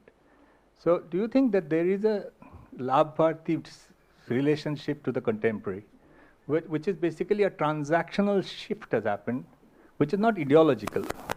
Because Singapore, I think, has done nothing to do with ideology. And because Singapore actually functions by able to produce a certain logic of transaction, which I think the present welfareism also learns. There is a shift in the present welfareism in the last 10, 15 years, which is very difficult to find a language of critique for. Because it's very expansive, it's pervasive, it speaks with guarantees, but it's extremely difficult to unlock its benefit gratitude logic. So do you think that there is a shift to the idea of contemporary being mobilized purely for its transactional capacity to purchase the global? So you have an ideological coherence, you produce the old tropes of the national or the bad habits of the national ideological coherences, then you produce this transactional switch by which you kind of argue that, look, this is not that coherence, this has some little contamination here and there. This is so I was just wondering, and if it is doing externally, it may be doing internally also. You know, it may be doing to its own constituent that move. So I was just curious about this shift, because you seem to have pointed out to us that there is this thing happening. So I was just curious whether is it taking us to another realm beyond, because when you go to ideology, it is again modernism's ghost. You know, where you have a certain critical vantage point by which you will critique it. But my own reading of the way that this other discourses are shaping, we have lost that vantage point. So that's why I was asking this question. Yeah, thank you. I think Singapore is absolutely a vanguard agency in what you're describing. When you were talking about this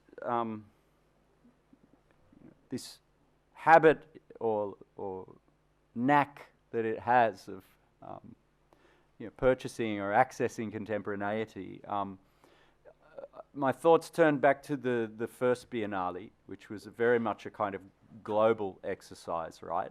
I agree with you that platform has failed consistently to make a kind of discursive presence for itself. And yes, it's absolutely, that is in fact a programmatic, that is a part of its operating system, I would say. And I would also say that yes, Singapore does it internally to its own, let's say, creative communities before, and in a way perfected it.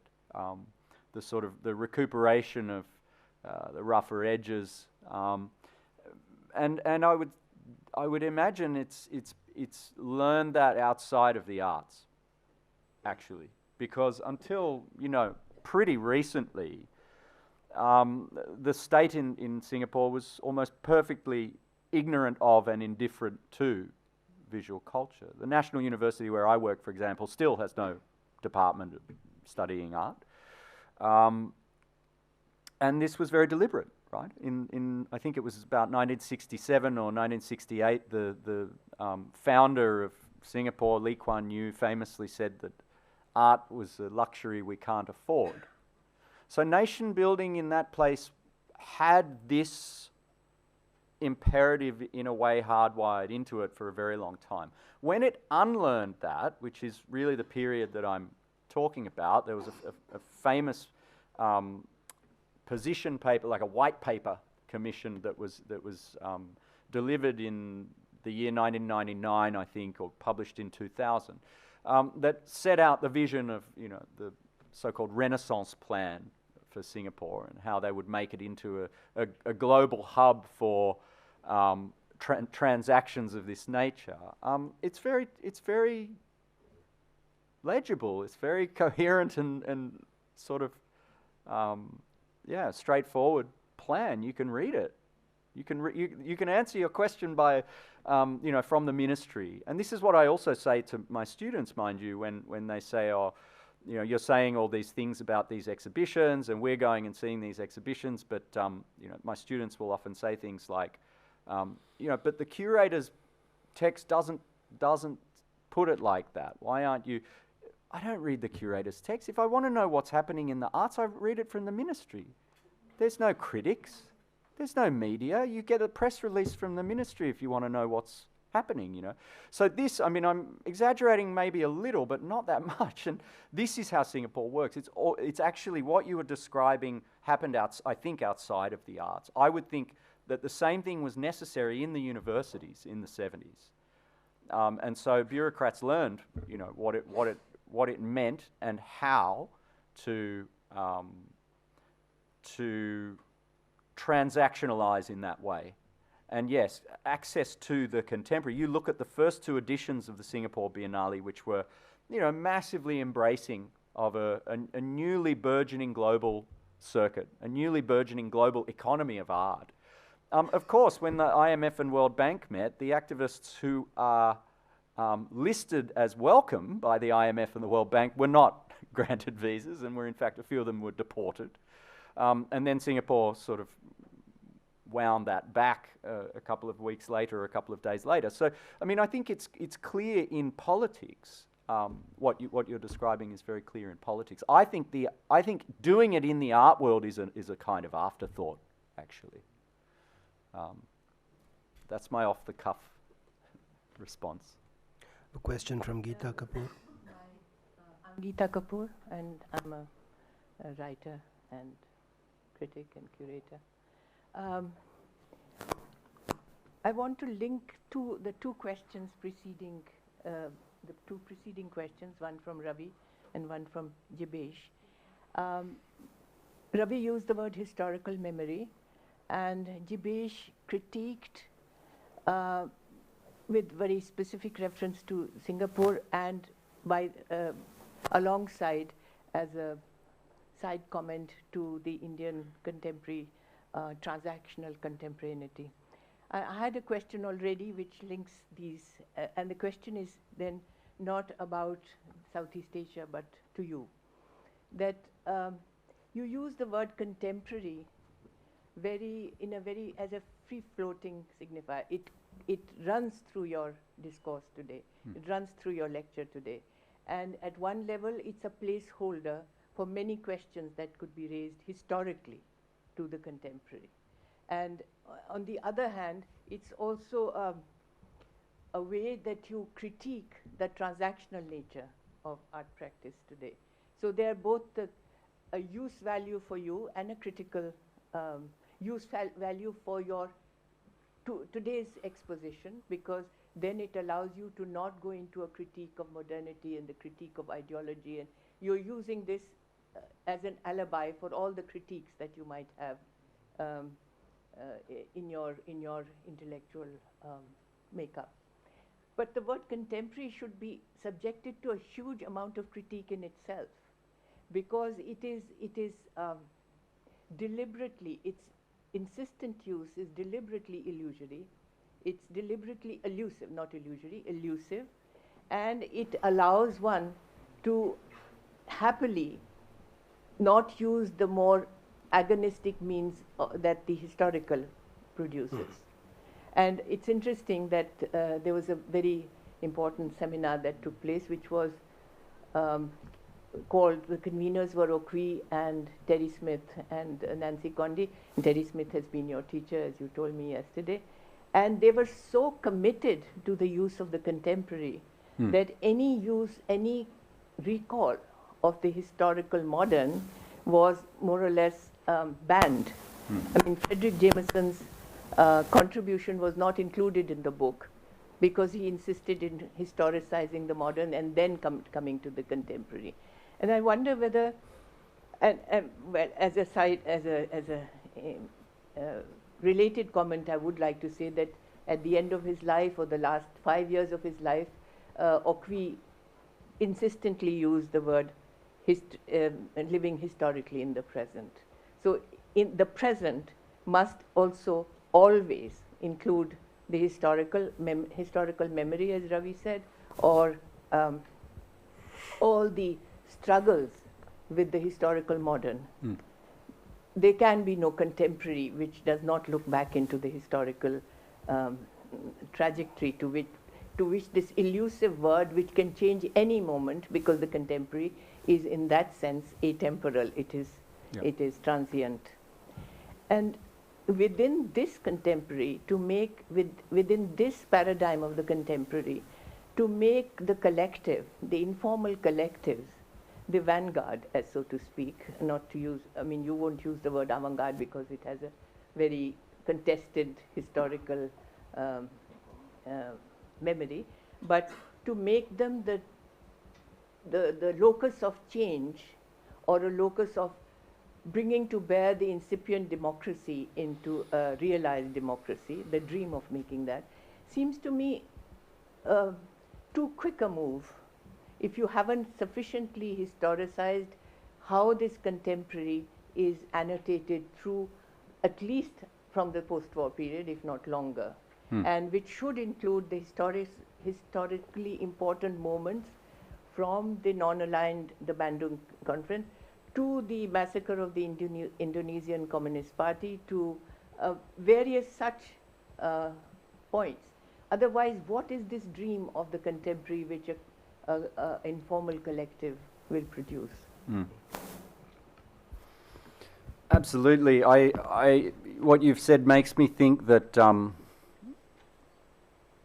the contemporary that I encountered when I moved to Southeast Asia in the early 2000s, that maybe I contracted it a little, like some kind of, like one catches a tropical disease.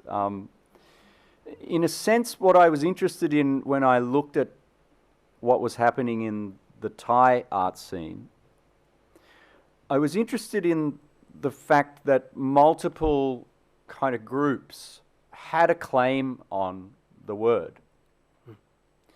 And so it started for me with this idea, not simply that it is not of a completely free-floating signifier, but of something that is a contest.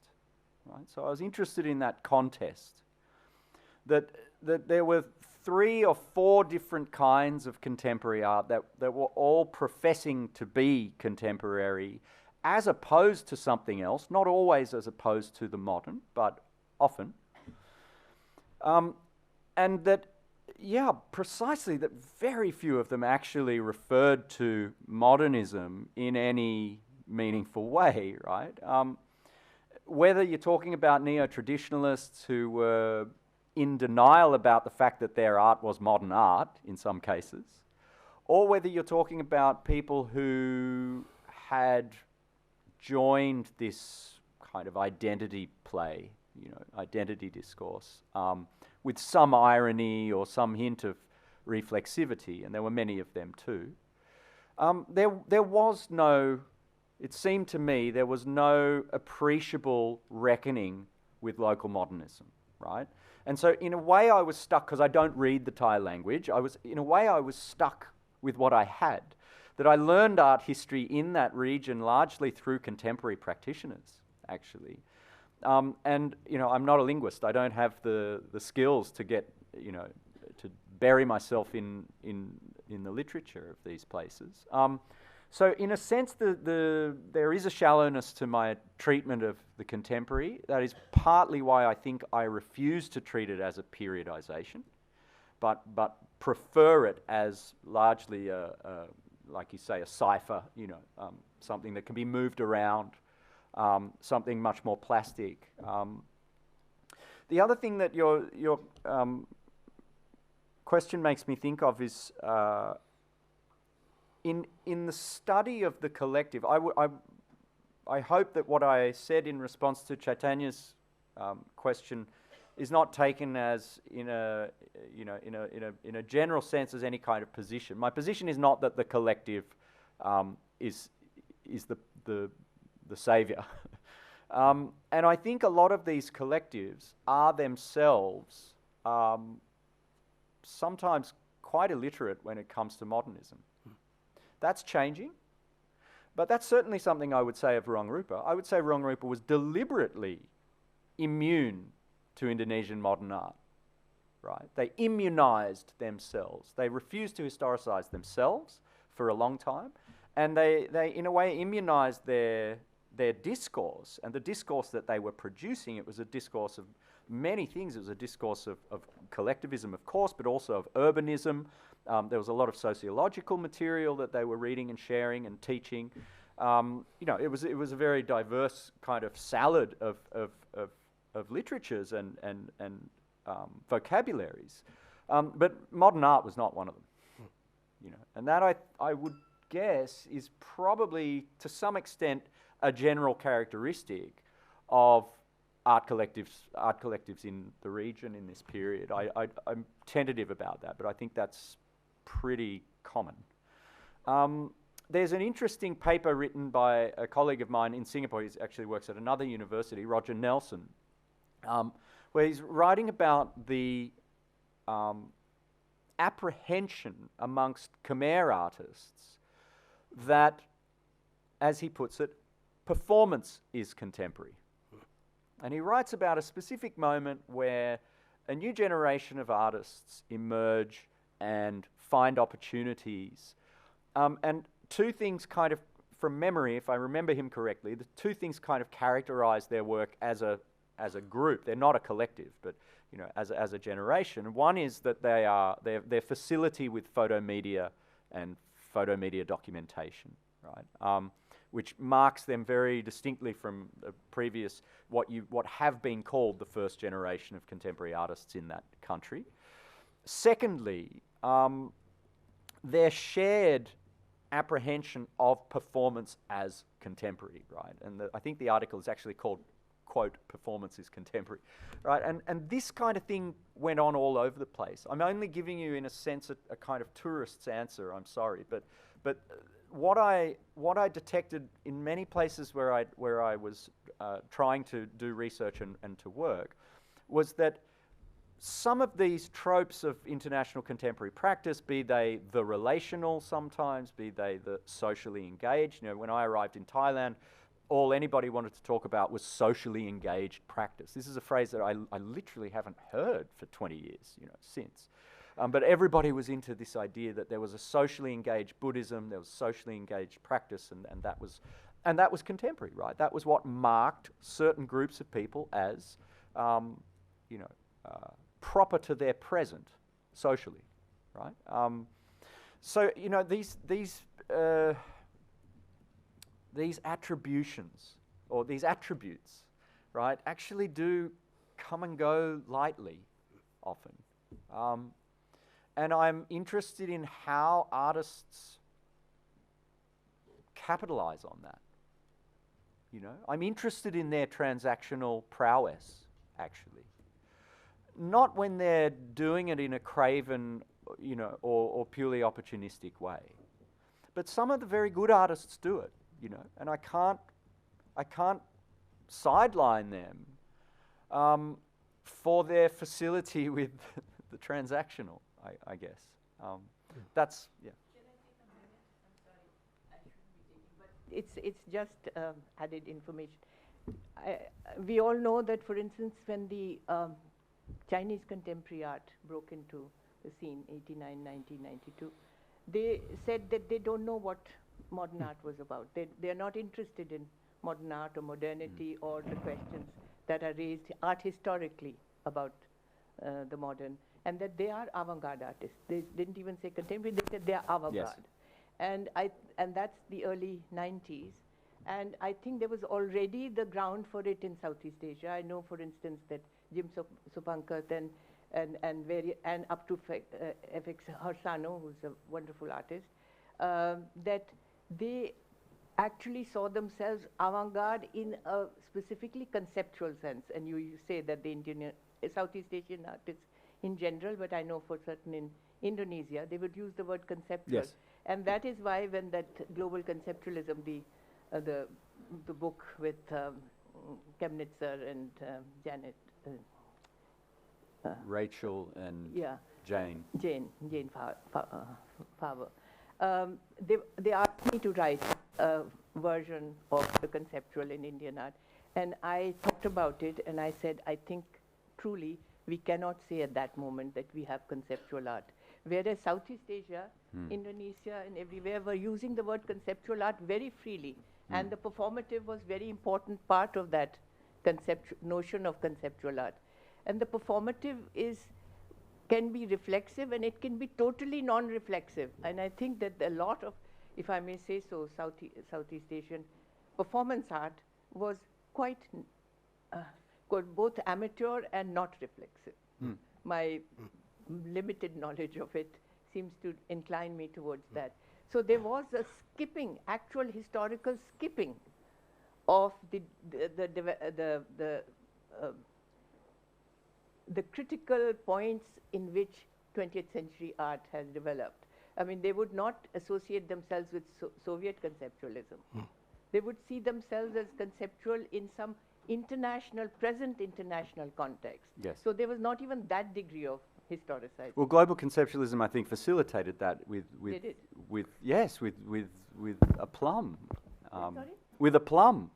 I mean, I have to be careful about this because in another piece of writing, I mean, I've also welcomed this moment in a way, which is the moment when that fuzzy, what I've called tonight, fuzzy conceptualism, sort of starts to take over. When I arrived in Southeast Asia, it was, you heard it all the time. Oh, this is more conceptual. Oh, this artist's more conceptual. It meant 1,000 different things. It never referred to capital C, capital A conceptual art, right? I can't remember a single moment where a Southeast Asian artist introduced to me as more conceptual or a conceptual artist, had a conversation with me about conceptual art, right? And I think there is something, I've been shot down for suggesting this recently, but here I go again. I think there was something liberating about what global conceptualism did. Mind you, it didn't do it for South Asia or for Southeast Asia, both of which regions were excluded from the show. It's represented only, those two geographies are represented only by a catalogue essay by Apinan. But the reworking of what it might mean to be conceptual or more conceptual, I mean, I guess this was the question at the time, does it have to, and this is Lewis's question indeed, which Lewis Kamnitzer, who's quite explicit about it in the catalogue, does it have to refer to capital C, capital A conceptual art, or is that just one provincial late modern, tradition? And I think that something positive came of that, and that is the abuse of the term. In Southeast Asia, I can say pretty confidently, the abuse of the term conceptual, which I felt as an abuse. I studied with Terry, of course. I came from this very theoretical training. Yes, he does. It's true. But my point about global conceptualisms is that the cheapening of the term conceptual, if I can put it that way, given that we're in a transactional idiom here, the cheapening of the word the conceptual opened up space for a more inclusive contemporary, right? And global conceptualisms was nothing if not an inclusive contemporary survey, right? I think it's, of all the many criticisms of that show that have been aired, I don't think anybody would really dispute that, right? It was an ambitious spread, you know, and I have to see that as, you know, my kind of more woke, like, critic friends don't agree with this, but I have to see that as somehow a positive step in a kind of leavening of the contemporary, right, which was happening by, you know, on behalf of and through local agencies all over the place as well, you know, I think was also happening in institutions like that, in the Queen's Museum of Art, in Traditions Tensions indeed, you know. So, you know, I don't want these to be necessarily posed as conflictual efforts. Yeah. Thank you. We are at the 7:45 mark, and I think we might start winding up unless there are other questions. There's room for perhaps one other question, if there is one.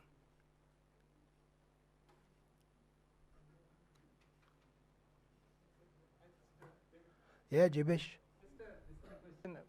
Since you talked so eloquently about Rangrupa, and I really like the document, do you think Rangrupa has done to the word relational, social engaged art a complete dispersal and a rethink in a scale that was impossible otherwise? Because I was in a conference in Berlin. I never attend art history conference, this is the second one, because I get very confused.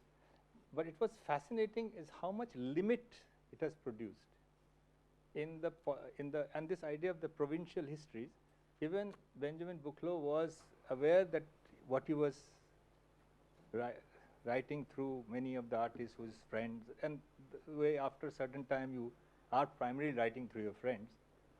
He was aware that it was recording a very small provincial history. And I think that limit, and it's not a tangible limit. It's something has percolated, which makes that certain form of art will remain provincial, and certain other purchases around art has a different life. And I think like in Indian art academia is fairly conservative about the way they've approached the art history or even artists' own histories. Their own histories are different from the way what they have taught.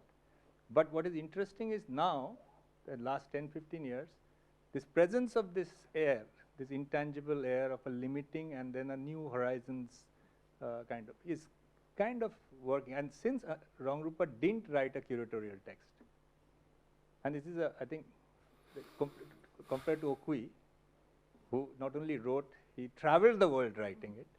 Rangrupa got the world there, 1,500 people were there, but they didn't write a curatorial text.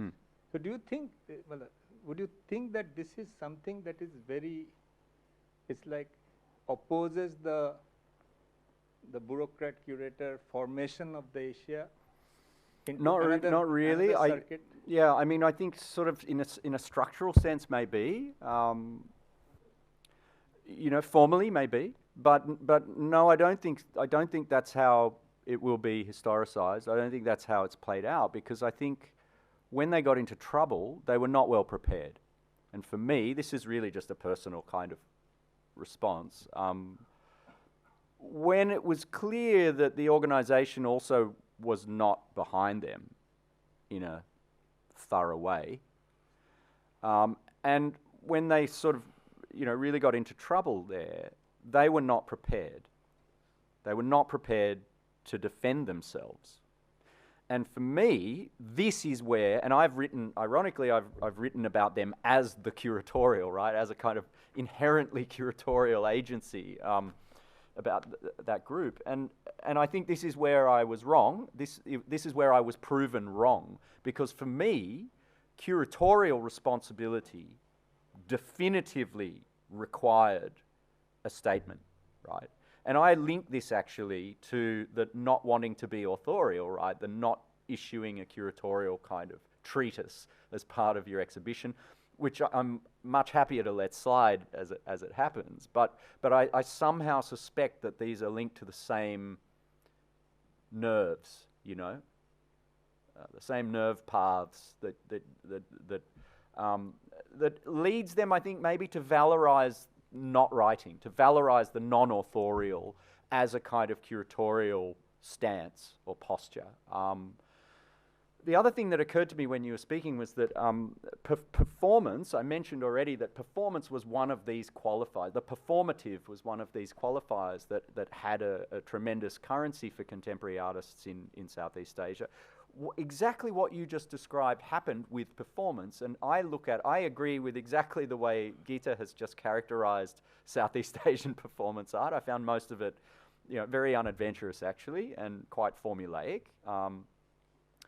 And artists of my own generation were desperate to not be performance artists. This is a real telltale sign, right? The way I would characterize it is that they had mastered the art of performance without performativity. The currency that the global art world wanted to traffic in was actually something else. It was performativity. It wasn't the body anymore, right? It had in effect been, what's the word? It had been kind of sublimated to another level. It had become actually the idea of performing, not the body doing its thing anymore. And so Southeast Asian performance art, when I arrived in the region and started, I met a lot of these people. I like a lot of these people. But it seemed to me that they were very content to practice a provincial, and it's regional, so I've taken an interest in it because of its regionalism.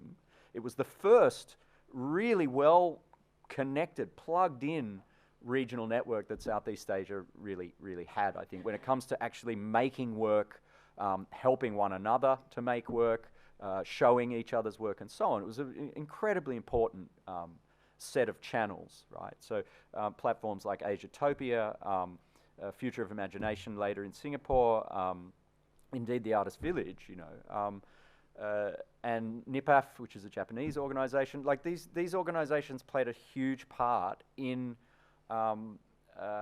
bolstering the idea that there were conversations to be had regionally, right? They in a sense, I think, were the most important agencies for that. But for me, what they were making just wasn't. It was not contemporary for me, I have to say. You know. Yeah. And you know, this was something that took me a long time to kind of spit out. But I never really could get close to that because I felt like it was not interested in international contemporaneity, actually. It turned out that they weren't. Sadly, a lot of those figures who had great capacity as artists got the ceiling, right? The ceiling of region, which is the ones who kind of made it into that 90s circuit and went to triennials and so on, got canonized as Southeast Asian artists. That was the death knell, you know. That's as far as they went. You know, maybe Harry fits that, I don't know. But I knew a lot of artists in that category, and it seemed sad to me that they weren't challenged to do something else, you know. I'm much more likely to trust an art practice that is evolving, that is you know, making mistakes maybe, that is changing. And I saw a real rut in that circuit. So, yeah. I guess that's not much more than a personal reflection. Thanks. Thank you. I think we will call it an evening. I'd like to reiterate, in addition to thanking David, I'd like to reiterate David's vote of thanks to SSAF, to Latika and her colleagues at SSAF, and to Gita for the generous and hospitable invitation, for making this event possible, for bringing all of us together. I'd like to thank David for taking time out of his busy schedule to prepare and deliver this lecture for us, and to honor the memory of Tushar Joag in doing so. As we've seen over the first three of these lectures that have been interrupted in their annual stream by the pandemic, we have been seeking to forefront conversations that disrupt established structures of knowledge and categories of belonging, and I think there is so much more that we stand to learn through these disruptive communications. I'd really like to invite all of you to join me in thanking David very much for his lucid and illuminating lecture. Thank you. Thank you for having me. If I could just formally thank you, David, for your provocative and brilliant lecture. And our immense gratitude to Chaitanya, who's helped steer the Tushar Joag Memorial Lecture from its inception as a speaker, interlocutor, and friend. And before we end, I'd like to introduce our colleagues at SSAF, Gayatri Uppal, Associate Director Grants, Saurav Sil, who is in charge of Visual Design, Media and Archives, Santosh Sani, our Accounts Executive, and Maithili Bhavkar, who works on the Archive and Communications. Thank you all for joining us this evening. Have a great night. Thank you.